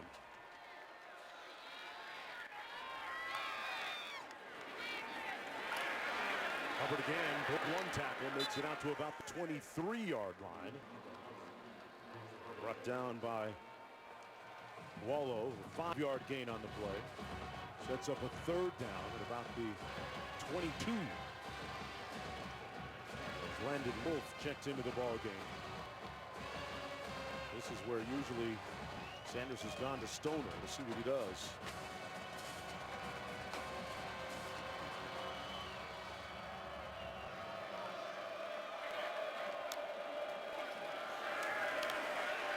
Wide open out of the backfield. The catch, and let's see where they spot this. Going to be short of the first down. Hubbard made the catch. And about the 27-yard line. 4th down coming up. Looked like Hubbard hesitated just for a moment. Spencer Sanders went through his reads, checked it down out in the flats. Good pursuit out to the football. But right when Chuba Hubbard caught the football, hesitated for a slight moment, allowed the defense time to get there and stop him just short of the first down. 4th down come up, and Tom Hutton get a punt. Mentioned the fact that Hutton is a 29-year-old Australian. And a fair catch called at the 29-yard line. 1st and 10 from there at the 43-yard kick. Well, Oklahoma booster oil tycoon T. Boone Pickens passed away on September the 11th at age of 91. Donated over $650 million to the university, inspired others to give big gifts. He will be truly missed by the Cowboy faithful.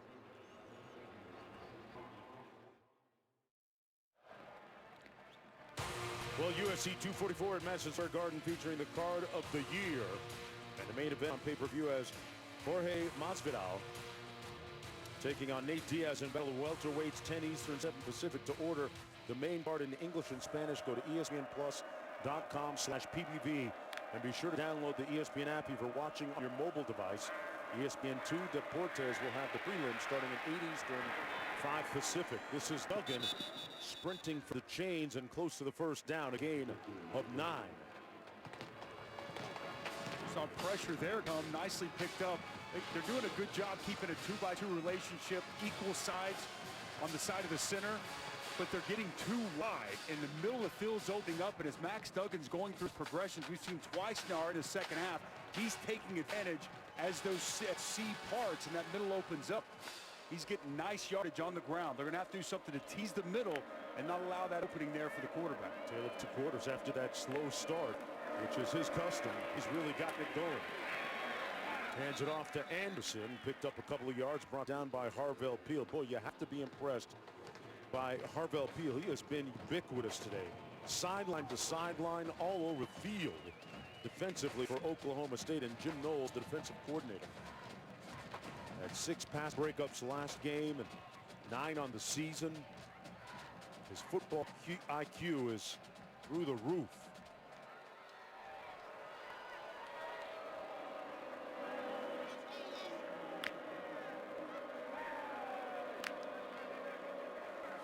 From the 40. Duggan right into pressure, and he's going to be sacked back at the 25 by Antoine. One of the few times today they've been able to get to him. They're going to bring pressure off the edge. It's Harvell Peel going to sneak up. They're coming here, and finally this man's going to get home, but nowhere for Max Duggan to go. Jim Knowles dialing it up. The walls were caving in, and ultimately Israel Antoine's able to get Max Duggan on the ground. We've been talking about it. Oklahoma State's going to have to find a way to create some pressure and muddy up that pocket for Max Duggan. Loss of 12. Duggan gets it up quickly, complete to Barber. And Barber over the 30 out to the 32, brought down by Bernard, so they get a few yards back. And the little receiver screen. 3rd down coming up. They've got to get to the 50-yard line to pick up the first down. It'll be interesting because a lot of times Jim Knowles, third long situation, just plays more of a drop 8. Sits back into coverage, but we've seen when given time today, Max Duggan been able to find open receivers. Got 3 receivers to his right. Looks left. Now comes back, complete to Barber. And Barber is going to make the catch, but 9 yards short of the first down. 4th down coming up. Nice defense on that set there for Jim Knowles. They get the big sack and negative play, getting TCU behind the chains. As we mentioned, drop 8 there, put 8 in coverage, had everything down the field covered, forced Max Duggan to go to his check down and A. Barber, rally up and get off the field. Good possession there for the Oklahoma State defense. Jordy Sendy going to punt. An end-over-end effort that will bounce at the 23. Take an auspicious bounce inside the 10-yard line for the Horned Frogs all the way down to the 8, where it'll be 1st and 10 here from Stillwater. Gotta love that fade upon there. Yeah. Great things go on. Little tug of war. And they got duck bump down in Norman, right? Ponds everywhere in Oklahoma.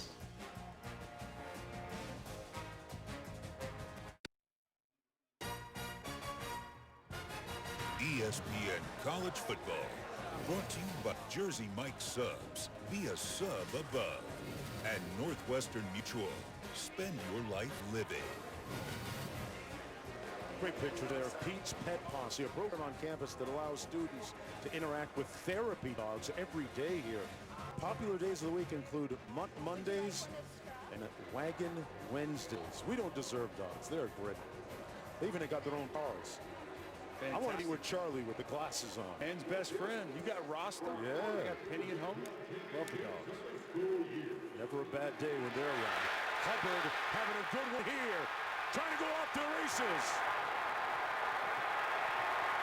Chuba from Canada and beyond.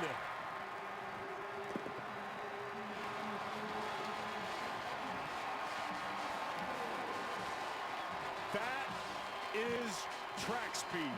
Wow. You give him an opening, forget about it. You're not going to be able to catch him. 92 yards to the house. And just like that, Chuba Hubbard goes over 100 yards for the 7th straight grade. 92 yards in all. A career long for Hubbard, the former sprint champion from Alberta, Canada.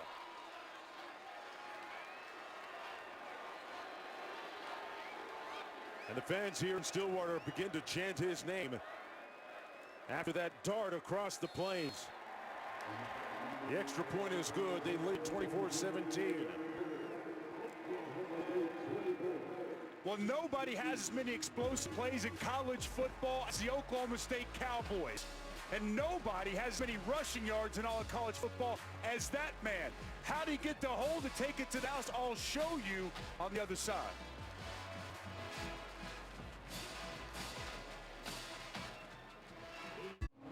Welcome back, everyone, to Stillwater, Oklahoma. 92-yard dash by Chuba Hubbard, the nation's leading rusher, puts Oklahoma State ahead. He had been just 9 rushes for 35 yards before that impressive touchdown run.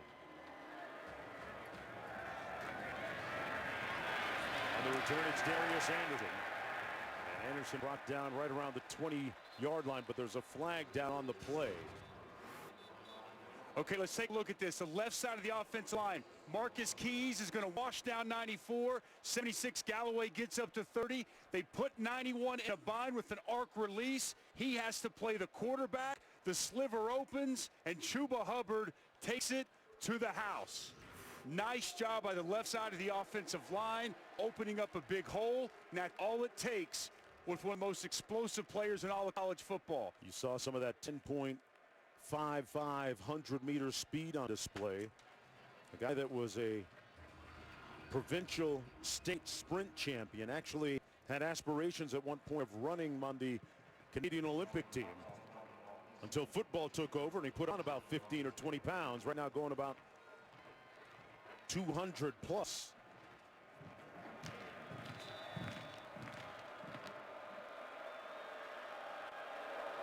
First and 10 from the 10.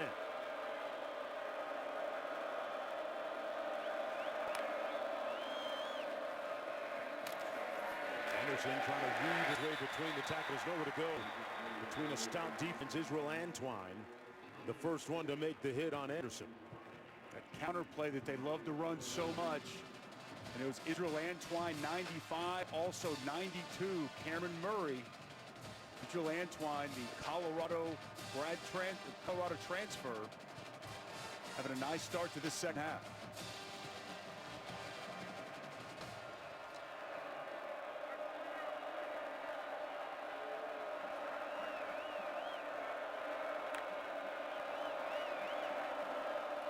Duggan gets rid of it quickly. Incomplete, dropped by Pro Wells, who had a touchdown catch in the first half, and jawing a little bit with the defender on the play afterwards. We're back and forth, like Pro Wells started running with the football before he caught it. Didn't look it all the way in and possess it before he started to go. See the frustration on the sidelines. Gary Patterson backed up, 3rd and long situation. Good news for TCU is that Jalen Rager is in the ball game. He split to the bottom of your screen, right at the bottom. Horned Frogs 5 of 9 on 3rd down this afternoon.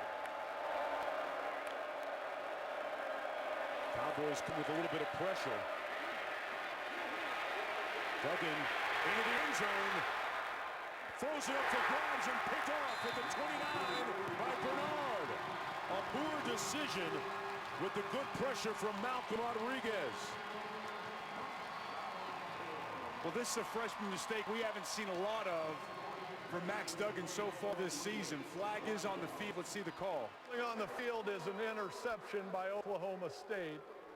Ineligible player downfield, number 70 of the offense. That penalty will be refused. First down, Oklahoma State. Second takeaway for Jim Knowles' defense, and Max Duggan under duress, panics, and tries to get rid of the football. Instead of take the safety, throws a wild pass, and an outstanding play by Jarek Bernard to high point the football. It's the second takeaway for this Cowboy defense. And they start off with great field position, partner, at the 28-yard line.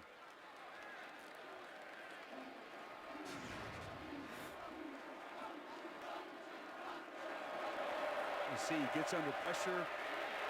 Tried to do a double move down low with Jalen Rager. Malcolm Rodriguez gets there with pressure. Wild throw. Not a smart play on a young man who's been so smart with the football all year. Second takeaway in the second half, third of the game. The Cowboy defense. Albert who went 92 yards the last time he touched the ball. This time picks up about 4. Down to the 23-yard line. Second interception that he's thrown today.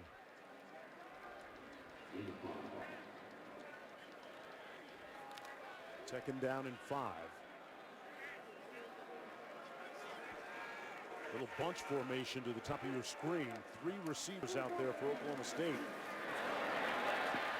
And Sanders tripped up back to the 30-yard line. Great play by Shameik Blackshear. Just got enough of Spencer Sanders to trip him up. Blackshear shaken up, comes out of the game. Now for today's Aflac trivia question. Who holds the TCU record for most rush yards in a season? I think I mentioned his name a little bit earlier. That's too easy. Yeah, come there, LT. I think. I didn't say I was right. You know, I mean, you're the. Gee. I guess a lot. You tell your kids what's under the tree before they open the presents too. Here's Spencer Sanders surveying. Incomplete. No flag on the play. Intended for Landon Wolf. But good coverage in the secondary by Dearius Washington. A little bit of contact before the pass, but I like the no flag. Allowing the safety to be a little bit physical out there in coverage. It's a big stop for this TCU defense. Sudden change. Able to force a quick 3 and out. This is Matt Amendola coming in to attempt a field goal. He is perfect on the season. This one coming from 47 yards out. Made one earlier from 26.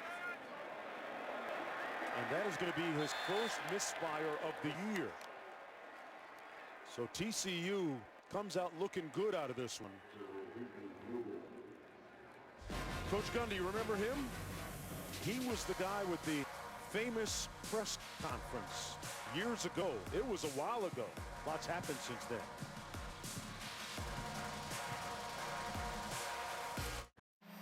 Where are we at in society today? Come after me. I'm a man. I'm 40. Boy, that was a memorable news conference after one of his players was being criticized 12 years ago. Look at all the things that have transpired since then. The hashtag debuting on Twitter back in 2007. Instagram. California passing that significant law just recently.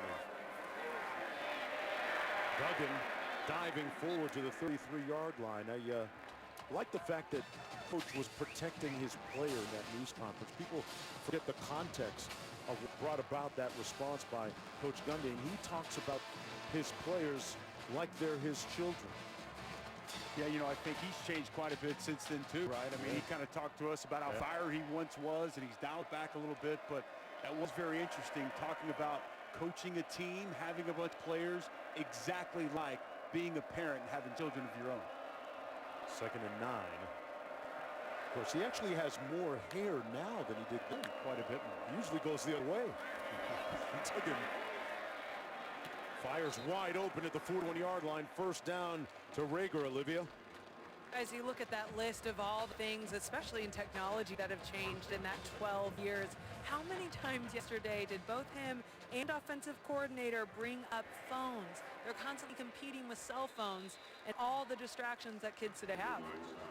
Yeah, and I love what he said about that, Olivia. He said that, you know, we agonize over some of the mistakes and things that go wrong, whereas today's players and today's student athletes, with their youth and the innovation and the technology, they're over things a lot quicker than we are, he said, as coaches. Second down and 1. Alonalua in the backfield. Right at midfield.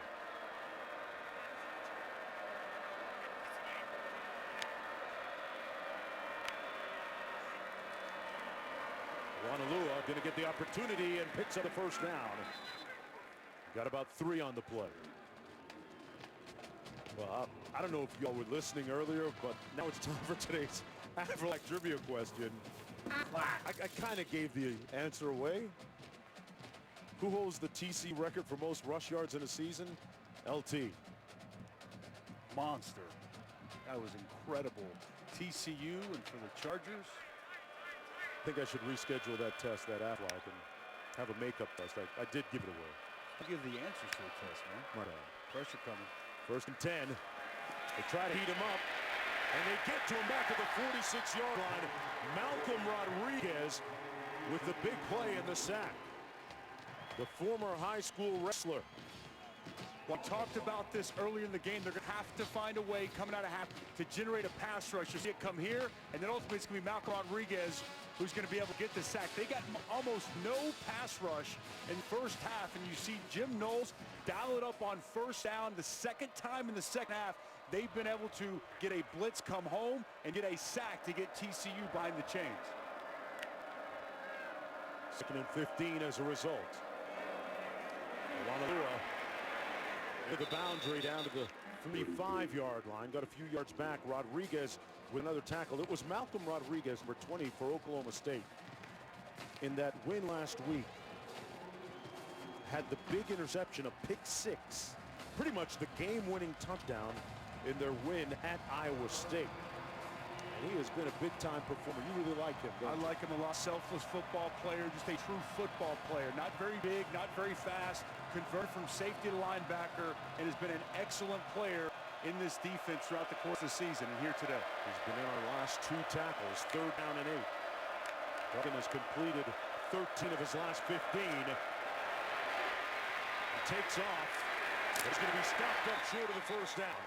They contain him. Trace Ford made the tackle that time. The same Trace Ford that was injured and had to leave the game came back and makes the play. Let's listen to how it sounds down on the field.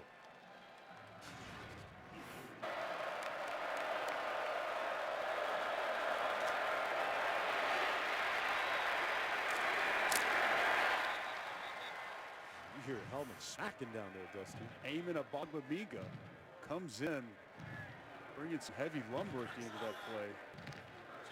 He's stopped there by the Oklahoma State defense. Jordy Sandy, true freshman Australian punter. With the nose down of the football, great special teams play. Going to be down inside the 5 at about the 3-yard line. That is a fantastic play by TCU. A 41-yard punt. Obviously nothing on the return. C.J. Caesar II with great special teams hustle. Well, our top-ranked boxing main event tonight is for WBC junior lightweight title. Miguel Bergel defending his belt for the 6th time against former WBA super featherweight champ Jason Sosa. 10:30 Eastern, 7:30 Pacific from Carson, California on ESPN, the app, and ESPN Deportes. Who you got tonight? Sosa? He's got a good body attack. I like when he works the body. He's got good combos. Come on, man. Get out of here. Under a minute to go here in the 3rd. Which team comes out with the knockout punch here? 7-point ball game. That was Hubbard. He has the deciding touchdown right now, a 92-yard run. I know you've never been to Alberta, Ken. No. I've been there a bunch. Okay. Got a player from Calgary and one from near Alberta, Chuba. The 2 cities are kind of rival cities, and those 2 actually played against each other in high school. But both those cities, big oil money, you know. So makes sense coming here to Oklahoma State. Yeah, the same thing down here, right? It's a good fit, as they say. That was a heck of a get, though, by Mike Gundy and this staff. You know, I think that they were able to get on him early before many people knew about him. I think before it was all said and done, they beat out teams like Alabama, Ohio State. I think Oklahoma was interested. And that relationship Mike Gundy was able to create early on really allowed them to keep Chuba throughout the course of his recruitment. Chuba on the run. Tripped up near the line of scrimmage, falls forward for about 4 yards. You ever go to Calgary, go to the Banff Springs Lodge Hotel. Beautiful hot springs. Rushing yards. Hubbard with a decided edge. People are going to find out about him soon enough, especially if he keeps running for touchdowns the way he did moments ago. Back for the fourth after this.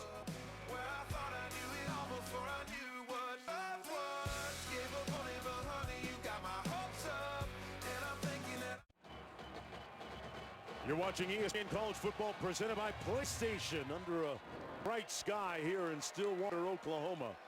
Beginning the final 15 minutes, the home team leading by 7. Mark Jones, Dusty Dvorak, Olivia Decker down to the field and a shot downfield. A lot of jostling going on. What a grab by Braden Johnson. How did he come up with that? Wow. Outstanding concentration by Braden Johnson. Spencer Sanders puts a... We might have got away with the push off. I think that's offensive pass interference. I think clearly separation with both the right and the left arm. Missed there by the official, but still excellent job concentrating and catching that pass. Flag down, the ball downfield into traffic, incomplete. That one intended for Stoner, but he was double covered, but there's a flag down at the 47. Yeah, Dusty brought up a good point. Obviously on that replay, the offensive player pushed off. Illegal formation on the offense, more than 4 in the backfield, 5-yard penalty, replay, first down. At the very end of this last catch, you see one there, the right, but really it's the left that he fully extends and pushes off the defensive back, Julius Lewis. Missed call by the official. Unfortunate for TCU. Uses the offhand and completely pushes Lewis off. I still give Johnson a lot of credit for keeping his concentration and making the catch. Second time on a big catch for Oklahoma State. They've been the benefactor of a tight call. We saw the same thing in the corner of the end zone earlier on a Dylan Stoner touchdown in the first half. After the penalty, 1st and 15, Hubbard take the handoff. Great straight arm to elude one tackler. I mean, he gave the smoke to Garrett Wallow. Garrett Wallow, you heard me talk about him earlier. He's an outstanding linebacker coming off a block. Chuba Hubbard just gives him a stiff arm to the ground. Seen a little bit of everything from Chuba. We've seen the burst, the breakaway speed. There's some strength right there as he pushes down one of the leading tacklers in college football. Very nimble on his feet. Former 100-meter sprinter, champion in the province of Alberta. Let's look at his numbers on the day. Quickly up to 144, courtesy of that 92-yard touchdown run. Adding to the number right there, and if you don't know, folks, if you're just joining us, number 30 in the black jersey there leads the nation in rush yards. Over 1,300, almost 1,400 coming into the day against TCU, and right now has added 144 to the total. Last season, Gary Patterson and his defense held them in check in Fort Worth. Held them to 13 carries, 42 yards. Chuba Hubbard not going to allow that to happen here today. Stoner in motion. Sanders with a great cut upfield. Man, he put his foot in the ground and said, "See ya!" Sanders touchdown. But there's a flag down back behind the play.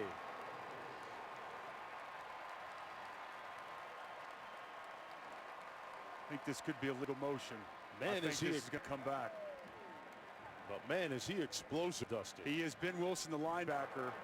Illegal shift on the offense. The guard was going down when the motion ran in motion. 5-yard penalty, replay, third down. There's your explanation of it. Unfortunate, because that was an outstanding individual effort by Spencer Sanders. We're going to take a look at Dylan Stoner, going to go in motion here. And as he goes in motion, guard wasn't set, still coming down. And as you heard, a legal shift. I want you to watch here. He puts 18. Linebacker Ben Wilson makes him miss, and that speed, that burst, took it to the house. Inopportune time from an illegal shift. Unfortunate for such a explosive big play in this game to be negated. Spencer Sanders offered by Ohio State, TCU, Penn State, Texas A&M coming out of high school. Choosing Oklahoma State, the pass incomplete, a little bit high, intended for Hubbard coming out of the backfield. Gains there just to make sure. I love, Dusty, what offensive coordinator Sean Gleason said when he talked about his philosophy coming in here and coaching some of the upperclassmen, not the freshmen like Sanders. He says, hey, guys, I don't have a 5-year plan. I have a 5-minute plan. Right. And that really espouses some of the urgency that his team has played with offensively today. Sean Gleason, a Princeton guy, said he's more of a military style. Very demanding coach, and coaches Spencer Sanders hard. It's paid off here this afternoon. Rager back to the punt, calls for the fair catch at the 21-yard line. Will be first down and 10.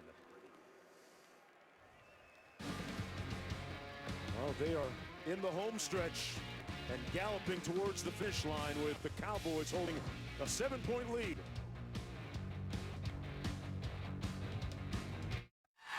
This season, Taco Bell is celebrating student sections and passionate fans like these by awarding the Live Moss Student Section of the Year. The Oklahoma State Cowboys student section already on the national watch list. Go to ESPN.com/Taco Bell to see how your school can compete or get the committee's attention by using hashtag Live Moss Student Section Contests. There's Anderson trying to pick his spot, picks up 2 as we go to the studio. Guys, how about this in the Notre Dame-Virginia Tech game? Notre Dame and Ian Book went 18 plays, 87 yards, the game-winning touchdown. They come back to beat Virginia Tech 21-20. Wow, great game in South Bend. Great game in Stillwater, too. Yeah. Duggan, little receiver screen to Rager, who's bottled up. Picks up 2 on the play and getting up slow. He is still hurting. Remember, he was hurt after making that acrobatic catch near the end of the second quarter. And once again, getting up slowly here after the tackle was made by Malcolm Rodriguez. And you can tell that he's not in optimum condition right now. Let's take one more look at it. This is the leading receiver for the Horned Frogs on somewhat of a routine-looking play.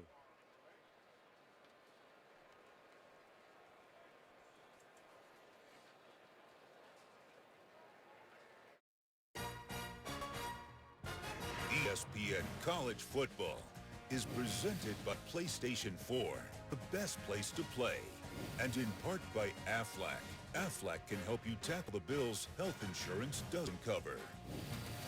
Frank Eaton, a Cowboy, was seen riding a horse and leading the 1923 Armistice Day Parade in Stillwater as Oklahoma A&M College searching for a new mascot at the time to replace the Tiger. He was approached to see if he'd be interested in being the model for a new mascot and agreed. Frank became an excellent marksman and gained the Pistol Pete nickname while training to avenge his father's murder. That's the lore behind Pistol Pete here at Oklahoma State. 3rd down and 6 for TCU. Duggan pulls and incomplete at 32. Who else? Harville Peel there again to make a big play for the Cowboys. The intended receiver was John Stevens Jr. That's film study and anticipation. Harville Peel reading the quarterback's eyes, looking to throw slant to his big target, John Stevens, and he beats him to the spot. And a huge pass breakup here late in this game. Harville Peel been all over the field today, making play with seemingly from start to present time in this game. I'll tell you what, Jim Knowles, Philly guy, coaching up that defense, doing a great job. And I love the story he told us about the rather enterprising and creative ways that he gets his defensive players to learn the different schemes and different calls and the different formations. Jeopardy, I love Pictionary, $20,000 pyramid. More on that. Let's go back to the studio. Guys, some action between Florida and Georgia. Gators need to get on the board. Kyle Trask to Van Jefferson. That makes it 16-10. They would review it. The touchdown would stand. But then the Bulldogs in Georgia come right back from to Lawrence Cager, 52 yards wide open. And right now, Georgia on top of Florida, 22-10. All right, Oklahoma State with possession here. Hubbard take the handoff. And, you know, back to finish off what we were talking about, Jim Knowles, I love the fact that they play Pictionary. One guy has to get his teammates to call out the formation. Well, he says giving them all the clues, he gives them a play call, and he makes them have to draw it up. The other guys have to guess what the call was. He's trying to create a unique and fun, interactive way to teach, be interactive, and as we talked about earlier, get these players off their phones and to focus. He said with today's student, college football player, you've got to find different ways to reach them and teach them. I love it. That in jeopardy. Taking a shot downfield again, and this time picked off. He won the battle against Stoner. And the pick made by Merritt. He was dueling down there with Dylan Stoner the entire way. And Trayvon Merritt had an interception last week against Texas. Another one here. That's his fourth of the season. Merritt's a fantastic safety for this defense. And if you know anything about Gary Patterson, he prides himself on safety play. Excellent position. Ball hangs in the air too long, slightly underthrown. And Merritt makes a fantastic play on the football. You see him jockeying for position. Nice job with creating the takeaway. I understand what Spencer Sanders wanted to do. He wanted to go for the throw, take a shot down the field to Dylan Stoner. Ball was underthrown, hung in the air too long, and allowed Trayvon Merritt to get a huge takeaway for TCU. Big looking safety, 6'2". Coming back the other way, first down and 10 from the 22-yard line. 10:52 to go for the Horned Frogs. That pass incomplete, intended for the big tight end of Pro Wells. Well, tonight, number 15, SMU looking to stay unbeaten against number 24, 7-1 Memphis. The Tigers, 7:30 Eastern, 4:30 Pacific on ABC, as well as the ESPN app. I love the fact that College Game Day had John Morant and Jaron Jetson Jr. out there on Beale Street. Saw Penny Hardaway. To the game. Yeah, Penny. Great show this morning. It'll be a great game tonight. Jalen Rager is back in the ball game at wide receiver for TCU. Talking with all kinds of time and miscommunication. This could be picked off, and it is. In center field, Harvell Peel with another big play. Now it's knocked loose, but he got it back. And the Cowboys take the ball back. Well, this is miscommunication between the quarterback, and the wide receiver. And Gary Patterson not happy with his offensive coordinator, Sonny Cumbie, Ruling on the field, and he's letting him hear about it. Interception by the defense, followed by a fumble and a recovery by the defense. First down, Oklahoma State. Media timeout. Harvell Peel with the pick. Another pivotal play, his second interception of the season. Huge play by Harvell Peel once again. We'll take a look at Jalen Rager. He looks like he's going to the post, but he shuts it down. Max Dugan thinks he's going to go all the way down the field. It's an interception for Duggan. Cowboys for the takeaway.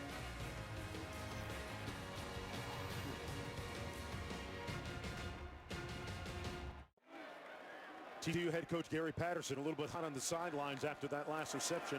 1st and 10 coming back the other way, and Sanders keeps it himself. Brought down to the 39. Let's go back to the studio. Guys, Washington and Utah back and forth, getting good. Third quarter up 21-13. Jacob Eason, pick 6 by Jalen Johnson. Utah went for 2, didn't get it. Washington up 21-19. Coming up primetime here on ESPN, Bo Nix and Auburn getting set to take on Ole Miss. That coming up after your guys' game goes final. All right, Matt. Yeah, Eason putting up some good numbers for the Huskies this year. First down, running in one more. Room service. Chuba. Gone. Leading at the tape. 62 yards for the touchdown. And the Horned Frogs don't know what hit them.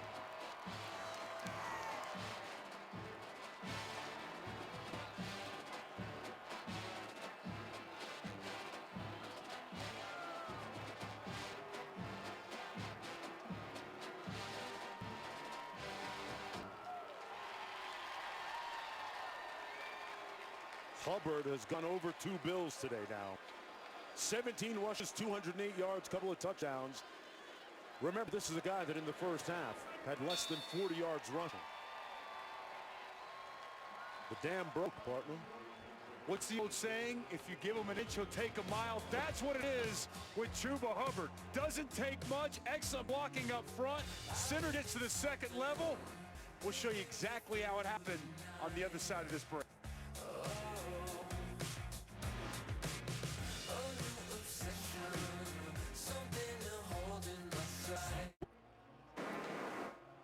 Welcome back, everyone, to Stillwater, Oklahoma. It's all about the Cowboys right now. Orange, the prevailing color of the day. Chuba Hubbard from Sherwood Park, Canada, with a couple big runs. A huge difference maker. What happened on this last one? I'm going to show you. It's excellent offensive line play. How about the double here? Center Schneider's going to get up to the second level, and the double team here gets all the way up to the linebacker. And as I've said, you give Chuba Hubbard a hole, he's going to run through an arm tackle, and he's off to the races. You're not going to catch him. This is a thrown-together offensive line with the starting center, Johnny Wilson, out. They've done an outstanding job today, and especially in the second half, giving Chuba Hubbard some daylight to run. And you know, when he gets in the open field, he's going to do the rest. We'd be remiss if we didn't give the offensive line coach, Charlie Dickey, first-year coach from Kansas State, a ton of credit for the adjustments they've made in the second half and the outstanding job by this offensive line. Cowboys looking for their 6th win of the season. Duggan completes the pass to Tay Barber. Barber with a lot of room after the catch. Out to the 42-yard line. First down for the Horned Frogs with 9:40 to go. Tay Barber. Malcolm Rodriguez missed there in the open field. Nice move. The quick wide receiver. They spot it back at 41.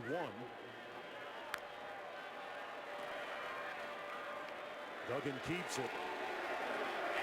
And out in midfield where he's tackled, picked up about 8 on the play. Malcolm Rodriguez with another tackle for the Cowboys offensively. Rodriguez, one of those former wrestlers on the field. When it comes to defense, about putting those guys on their back on offense. And he's done that a bunch today.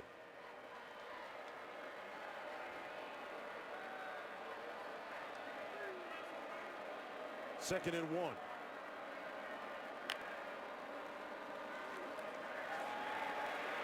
Duggan hits his target, Pro Wells. Turned around and sat down and got the catch. And that 24-yard touchdown reception against Texas last week picks up 11 there. Nice job by Wells sitting down in the soft part of the zone and Duggan finding his open target. The blitz coming, they almost got to Duggan, just got rid of it. Rager goes up and makes a circus grab on the play. Wow, Jalen Rager beating A.J. Green on that play. Talk about climbing the ladder and high-pointing the football. Well, if he's hurt. Tremendous athleticism by Jalen Rager. Saw him shaking up a couple times today. There's a flag down on the far side of the field. On the field is a completed pass. Prior to the pass, holding defense number 4. That penalty will be declined. First down, TCU. 30-yard gain on the play on the catch by Jalen Rager. By the way, Duggan almost gets hit as he throws it from Trace Ford coming off the edge. I thought he was going to get to the football. Hit right as he throws it. But how about this beautiful catch? Going up, high-pointing the football, strong hands, bringing it in. Wow. Jalen Rager went to the locker room before halftime, was banged up earlier. Second spectacular grab. 101 yards receiving on the day. Blitz coming off the edge. Duggan overthrows his target by a mile. Olivia has more on Rager. And Jalen is playing through some pain. I keep seeing him wince, and when players and coaches come up to him, he keeps shaking his head, almost like he doesn't want to talk about it. But man, is he tough, because immediately after both times he got knocked up, puts his helmet right back on, doesn't take no for an answer, doesn't even approach the training table. His father, 9-year pro, former Texas Tech player, Monte Rager, defensive lineman, and I was told that Jalen has a defensive mind mentality. He's playing like here in the second half. And second and goal. Duggan into the end zone for Rager. A little bit of contact, no flag thrown. He was looking for it. Rondarius Williams there defending. And it'll be third down and goal. What I don't like about these two throws by Duggan, he's got to give his guy a chance. Neither one of these throws have been catchable balls. High and clearly out of the end zone. It's 2-down territory here for TCU. You don't have to get the end zone. You got to keep it and make this at least a catchable ball to give your pass catch an opportunity. From the 9. Rager split to the top of your screen. Wells to the right of Duggan. It's Wells, incomplete. No flag thrown. There's a late one thrown from the backside. I mean, the defender had his arm around him, Dusty. Yeah, I think he got hooked there by 2. Tanner McAllister. Looked like he had that right hand wrapped around him. Flag comes in late. Looks to me it's going to be the right call.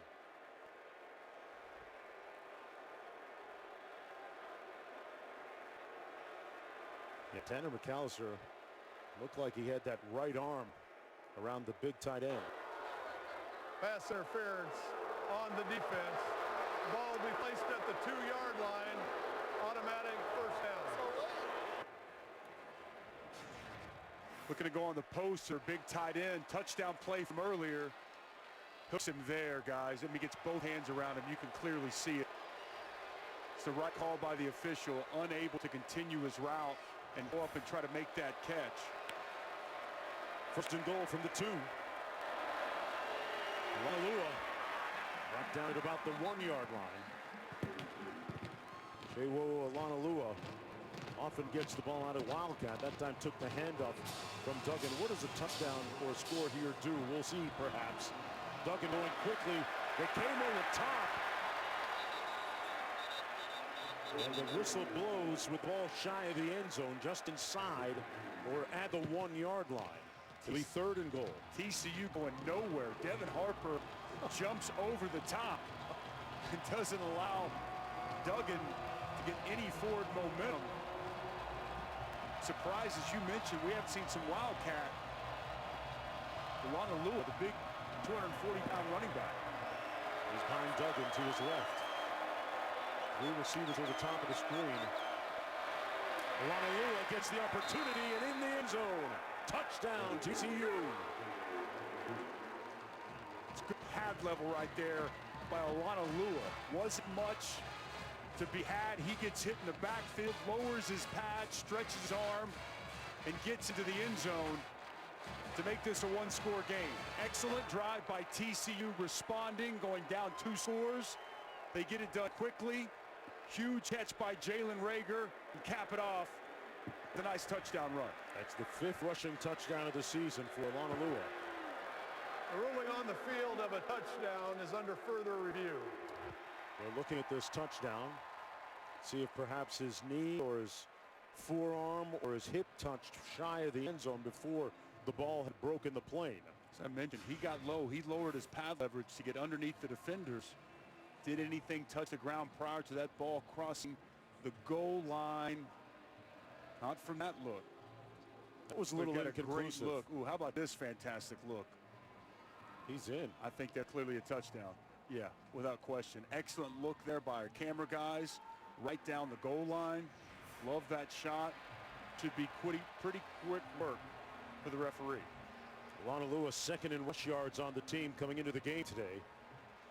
And a touchdown run on Wildcat to tie the score at 20 apiece last week in that upset win at home against Texas.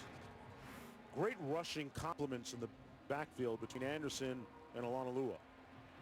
Another excellent look here from the other side.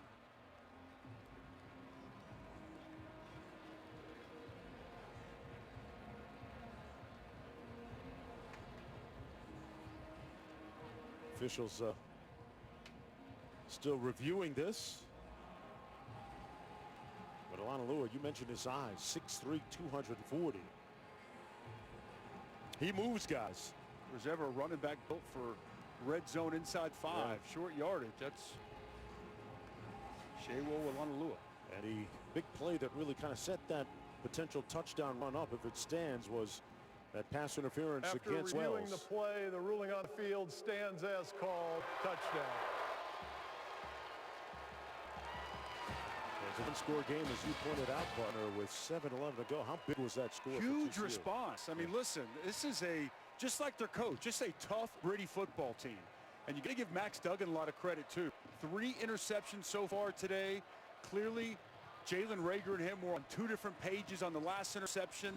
And then he comes right back down, puts it behind him, leads his team down on a quick scoring march, gets it back to a one-score game. Excellent response from TCU. Gary Patterson there on the sidelines moments ago. He was having a very spirited, passionate conversation with his offensive coordinator, Sonny Cumbie. Everything's good now. Let's go back to the studio. Guys, the back and forth affair between Washington and Utah continues. Tyler Huntley rolls out, keeps it himself, and Utah has taken the lead 26-21 on Washington. Reminder coming up after you guys, 7 o'clock Eastern, John Rice Plumlee and Ole Miss taking on Auburn just under 25 minutes here on ESPN. All right, Matt, back here. 7:11 to go. We talked about Sonny Cumbie, the offensive coordinator, and Gary Patterson with a passionate display of, well, you know, sometimes family just communicates that way. That's how it's in my house sometimes, Dusty. What's your read? He wasn't happy. He's frustrated. He's tired of the interceptions. I don't know if he wanted Duggan to take that look, that shot down the field in a one-score game. And he let his coordinator know about it. That's Gary Patterson, though. I mean, if you've ever seen Gary Patterson interact with his players, referees, other coaches, he's about as passionate a guy as you're going to find. And I think his coaches and players respond to that.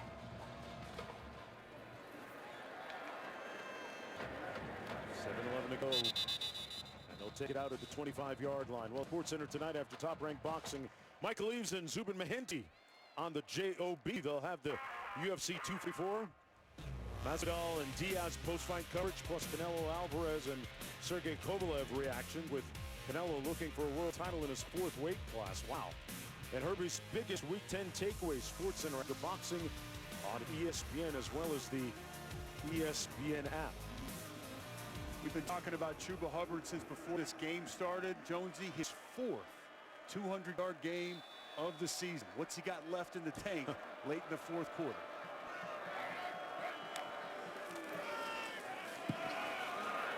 Sanders keeps it himself and picks up about 2 yards. Ardarius Washington making the tackle, and things really taking form here in the standings in the first Saturday in November. Oklahoma State at 2-3, TCU at 2-2 in conference play. What do you make of their respective prospects the rest of the way, Dusty? So much left to play for. I mean, I just think it's been an interesting year, and a lot of teams going to be jockeying for position, and it's kind of a race for, you know, those top 2 spots to get to Dallas. Baylor's in the driver's seat right now with both Texas and Oklahoma. Coming to Waco, they have to go to Fort Worth next week. We'll see how Oklahoma responds after a bye week, but so much football left to be played this season. Complete. On the edge, that's Jordan McRae for the catch. And it's a Big 12, mind you. I like to remind people of this. It's a round robin. You don't duck anybody in this league. Everybody plays everybody. And since 2012, when they put together the 10-team league and it's a round robin format, only one time has a team gone through Big 12 play undefeated. That was the 2016 Oklahoma team that went 9-0. It's tough to navigate through this league with so many quality coaches. 3rd down and 8.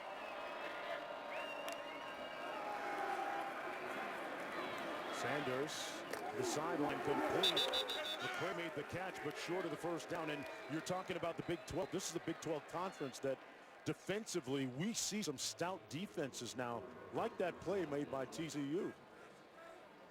Gary Patterson also told us that every week anyone can beat anyone, but he thinks there's been great parity the last couple seasons. But, you know, he's a defensive coach by nature, and he said, I'm not sure anybody is sane in the Big 12 to coach a defense. Hey, listen, I'm just going to tell you, it is a tough task to come into this league with some of the offensive minds you see all across the Big 12 and expect to play top-notch, high-quality defense week in and week out. Let me tell you this, Mike Gundy, one of the top offensive minds over the last decade, third best scoring offense. On the other side, Gary Patterson, they finished first or second in total defense since they've come into the Big 12, except for 2015. Nobody has done as good a job since this league went to 10 teams on the defensive side as Gary Patterson and TCU. Wow. Rigger on the punt return. Got out to the 35-yard line, a 43-yard punt, 6 on the return.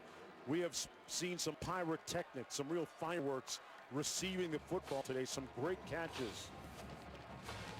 Wow, there's Dylan Stoner in the corner of the end zone. Jalen Rager, great grabs have been on display.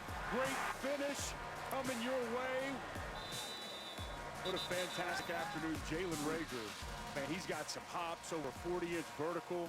Say he can go sub 4.3 40. Talking to Malcolm Kelly, wide receiver coach, before the game, and just said that his athleticism off the charts. So he got a little bit more in the tank here for TCU. 4.29 is his fourth time. He grew up emulating his father, who played in the NFL, watching his dad's DVDs and doing the same conditioning drills that Dad did. They looked Rager's way. The pass incomplete into coverage. That wasn't even close. Again, it's miscommunication. He's showing him. He's signaling to him what he anticipated the route to be, and it's just not the same thing that Max Duggan thought.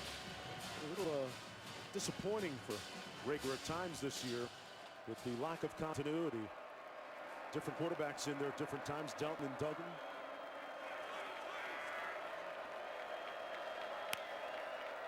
Alex Delton actually started the first 2 games of the season for TCU. Duggan in there now, standing tall in the pocket now, trying to elude the rush and can't. Sacked back at the 30-yard line by Tyler Lacey.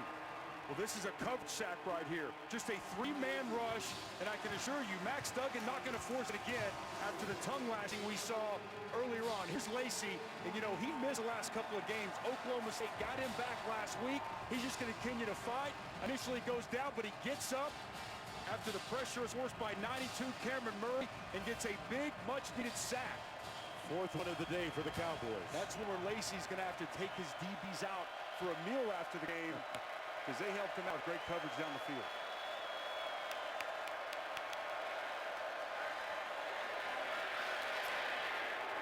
Incomplete. Broken up once again by Harvell Peel. Been saying that a lot today.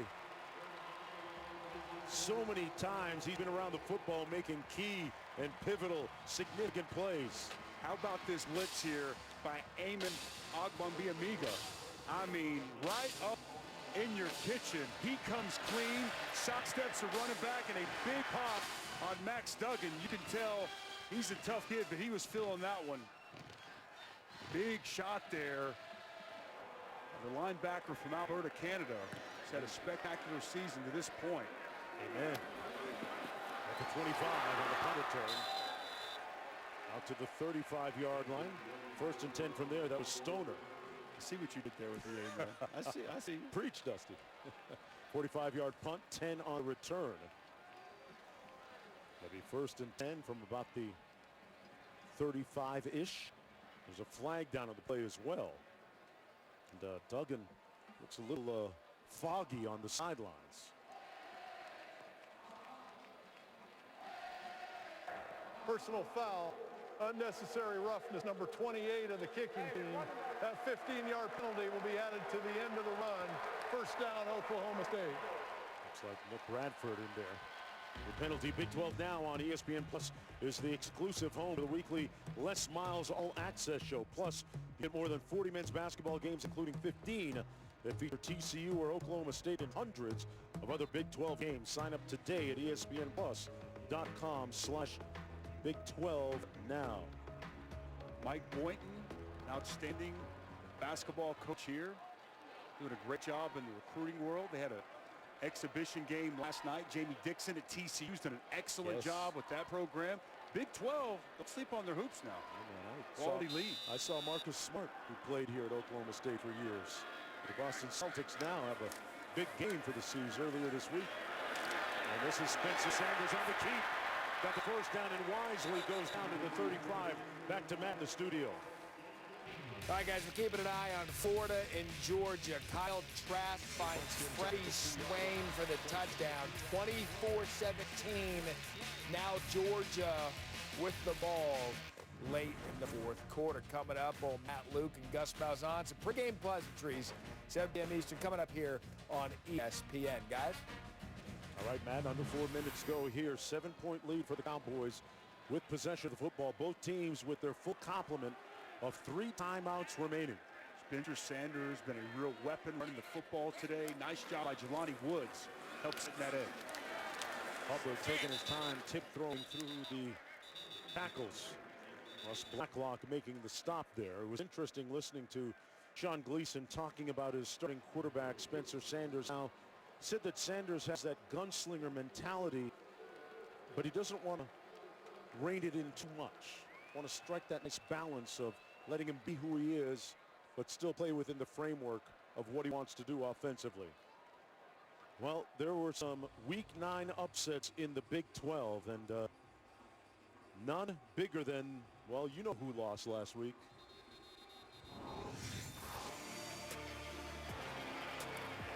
What a win for Kansas State as they take down number 5. Touchdown! Look it up and scores! Hits a horn, the freshman's lead, it's on appears. Pass intercepted. Oklahoma State will upset Cyclones in Ames. All dogs winners last week. One not featured there. Kansas over Texas Tech in a crazy finish in that one. All the underdogs victorious last weekend. As we mentioned, ton of parity in this Big 12 conference. Fun conference to do football games in. This is Hubb again. Running well between the tackles, picks up the first down. From Sherwood Park, that's on the eastern edge of Edmonton. Again, excellent blocking here.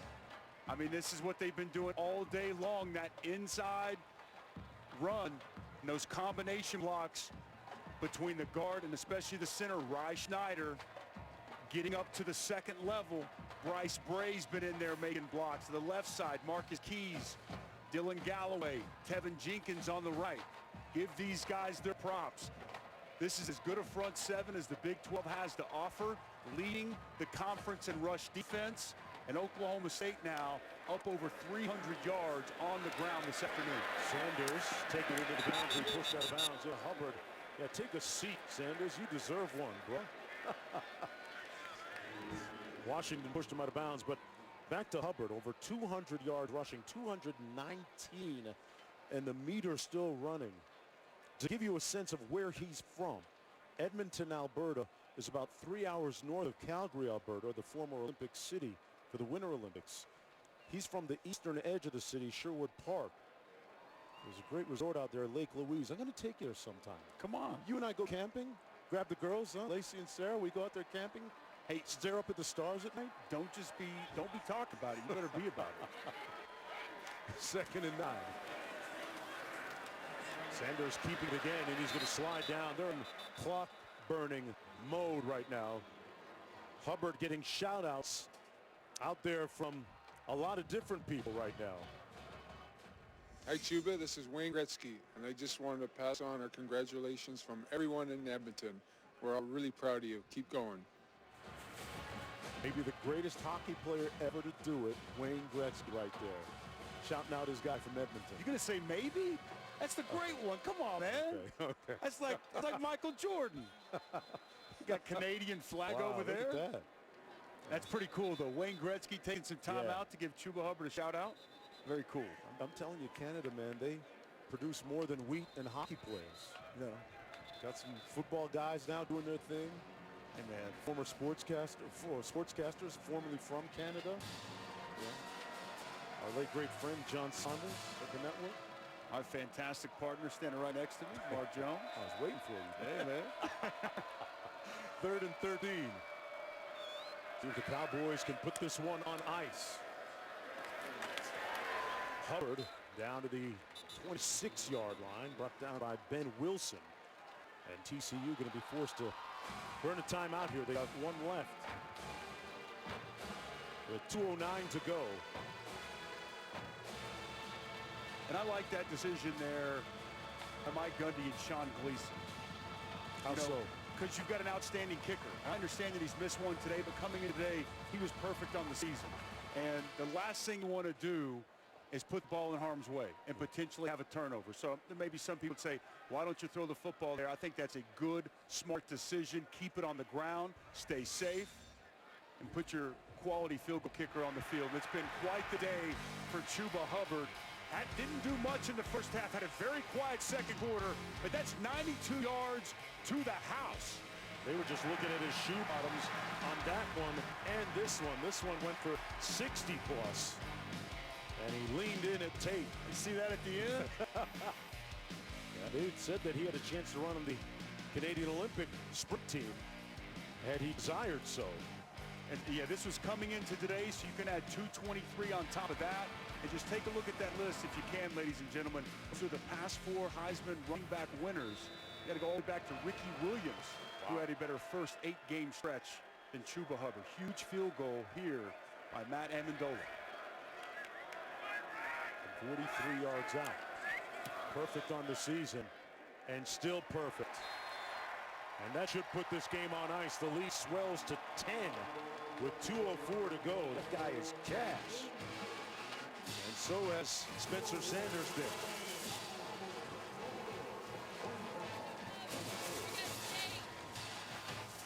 Talk about a guy who's all in, all invested in his team.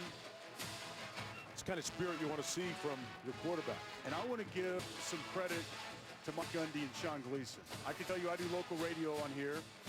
You know, some of our crew got a chance to hear it, 98.1 WWLS for the Monsters of the Midday. And great show, by the way.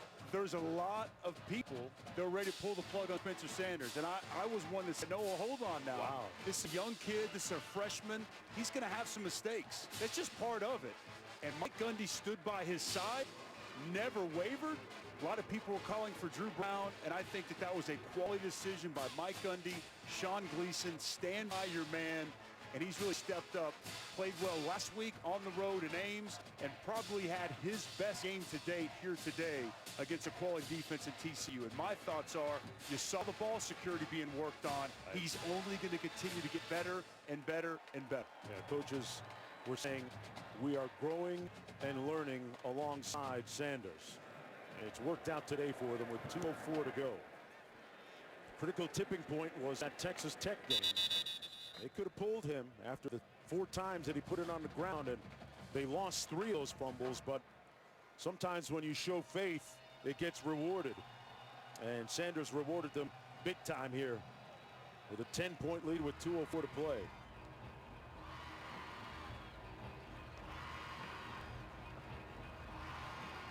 From the 25, it'll be first down and 10 as they start to jump around here in Stillwater.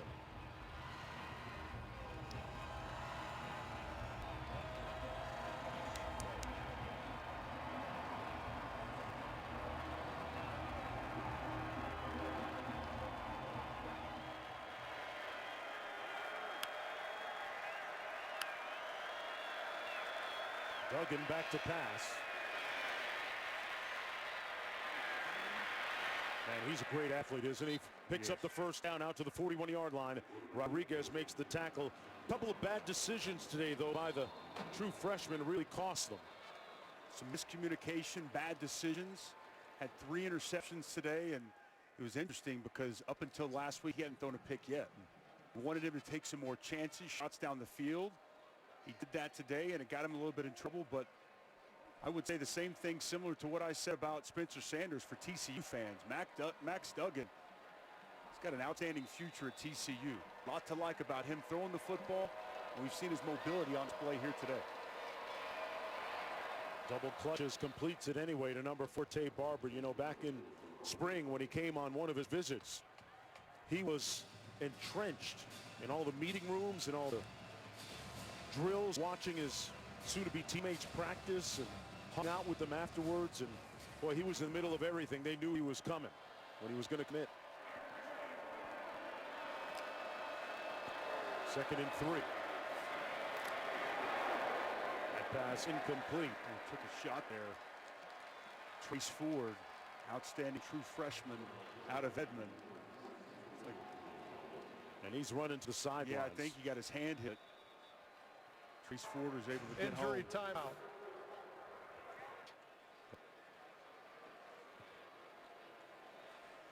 And that's the full brunt of Trace Ford, some 230 pounds plus.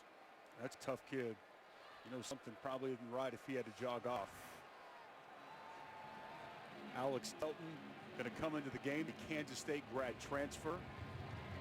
Yeah, he started the first 2 games of the season for them. Hope Duggan's okay.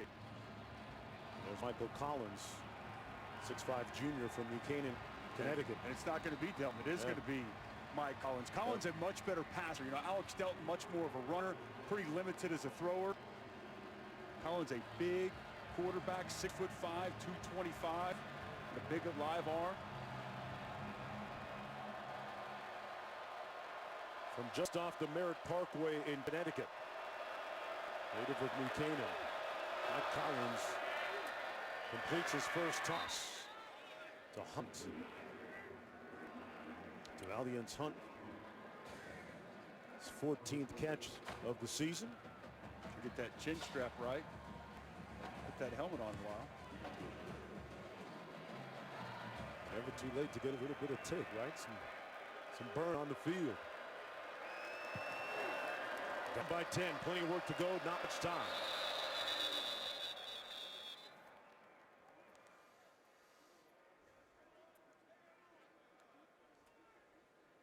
The previous play is under further review.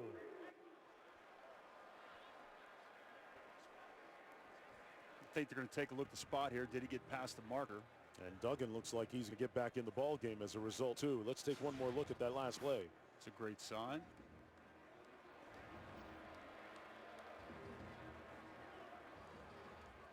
Ooh. I don't think that ball got crossed the 49. Wow. Go back, guys, right whenever he steps out of bounds. It's almost as if Hunt didn't quite know where he was. There's that foot out there, and there's the ball. Not sure he made it.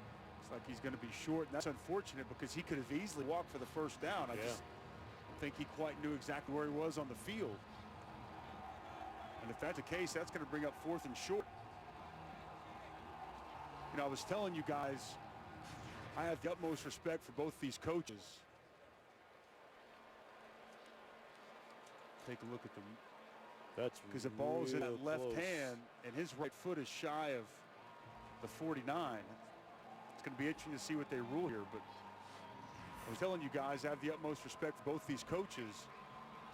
I played against both these coaches, and that was, you know, Gary Patterson in 2005. That was the tipping point of his tenure at TCU, right? Came into Norman, Oklahoma, well before they were in the Big 12, even thought about it, and got a big win against the Sooner team I played on. That was only Bob Stoops' 2nd loss in Norman, and still throughout his career, that was the lowest point total that Oklahoma ever had there on Owen Fields, to speak to the defensive mind that he is, and won me over that day. I knew that this guy was a quality coach, and he's been that ever since, especially since he got in the Big 12. And then Mike Gundy, his first year at Oklahoma State coincided with my final year, and to watch what he's built this Oklahoma State program into, it's interesting. I think top to bottom, you could make the argument that the Big 12 has as much quality depth in the coaching ranks as any conference in football. After reviewing the play, the runner did not make the line to gain.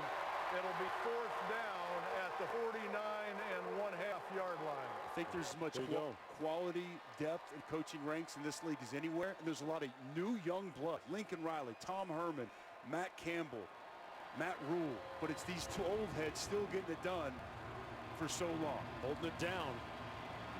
Patterson been on the sideline since 2000. Duggan back in the ball game with 4th and 1. Keeps it. Looked like he got the first down. Let's check in with the studio. Yeah, guys, if you're looking for Ole Miss Auburn, that game is just kicked on ESPN News. It will move over here to ESPN as soon as TCU Oklahoma State goes final. But Ole Miss and Auburn over on ESPN News. All right, Matt.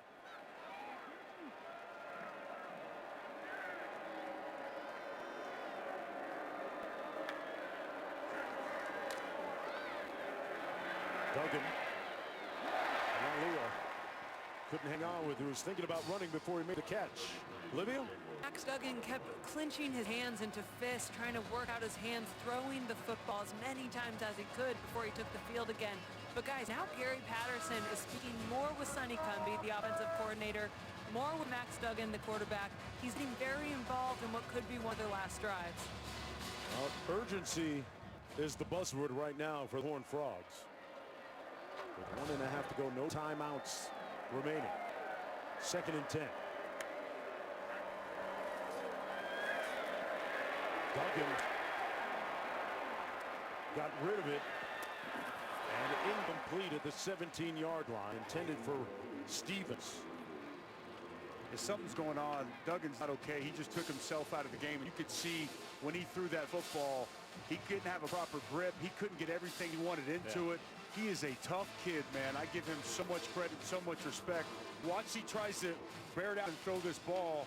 You can tell, and especially as he hits the ground, he runs right off, looking at his hand. Oh, look, yeah, it looks like his finger. Well, that was a rough shot there. Man. I don't know if that was a dislocation or a broken finger or what, but that. I'm surprised your fingers aren't more crooked for a guy that played football as long as you do. I appreciate that. Thank you very much. I'll take that as a compliment. 3rd down and 10.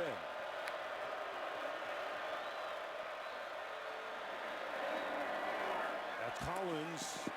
And Collins laid it in there, dropped it right into Rager with 1:16 to go.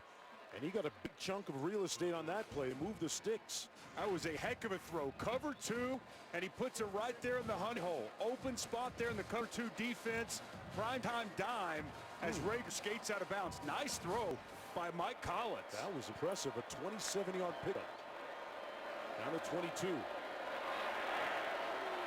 the end zone, and he overshoots Rager, who was wide open. Wow. Trace Ford came in, and he took a hit, Collins did. Well, this was a sandwich here. Tuihalamaka also lowering the boom.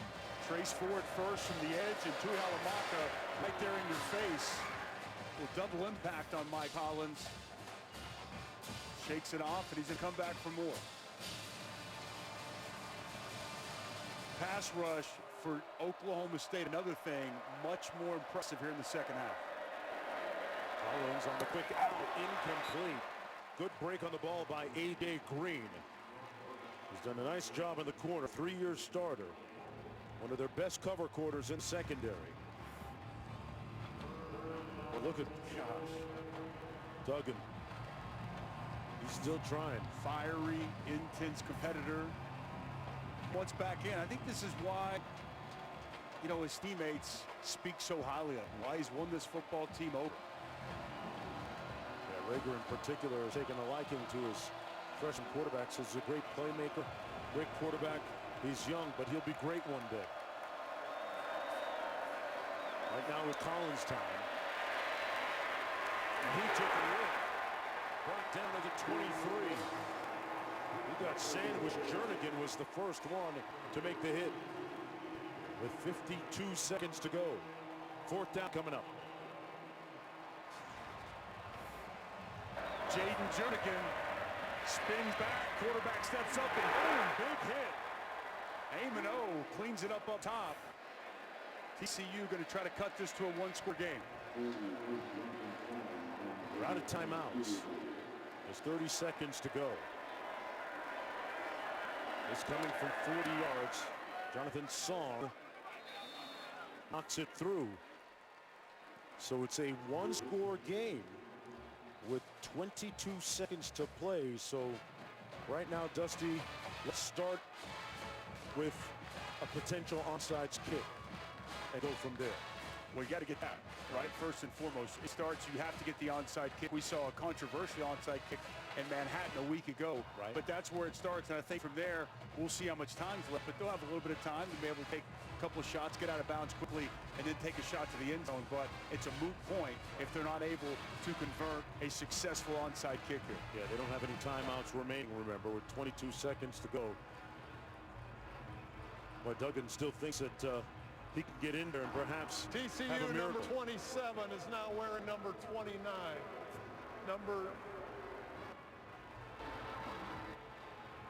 So let's see who performs the kickoff for TCU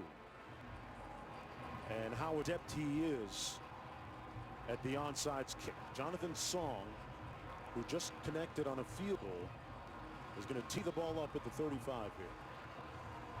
And if you count them up, I'm counting 1, 2, 3, 8 players right up around the 45-yard line for Oklahoma State.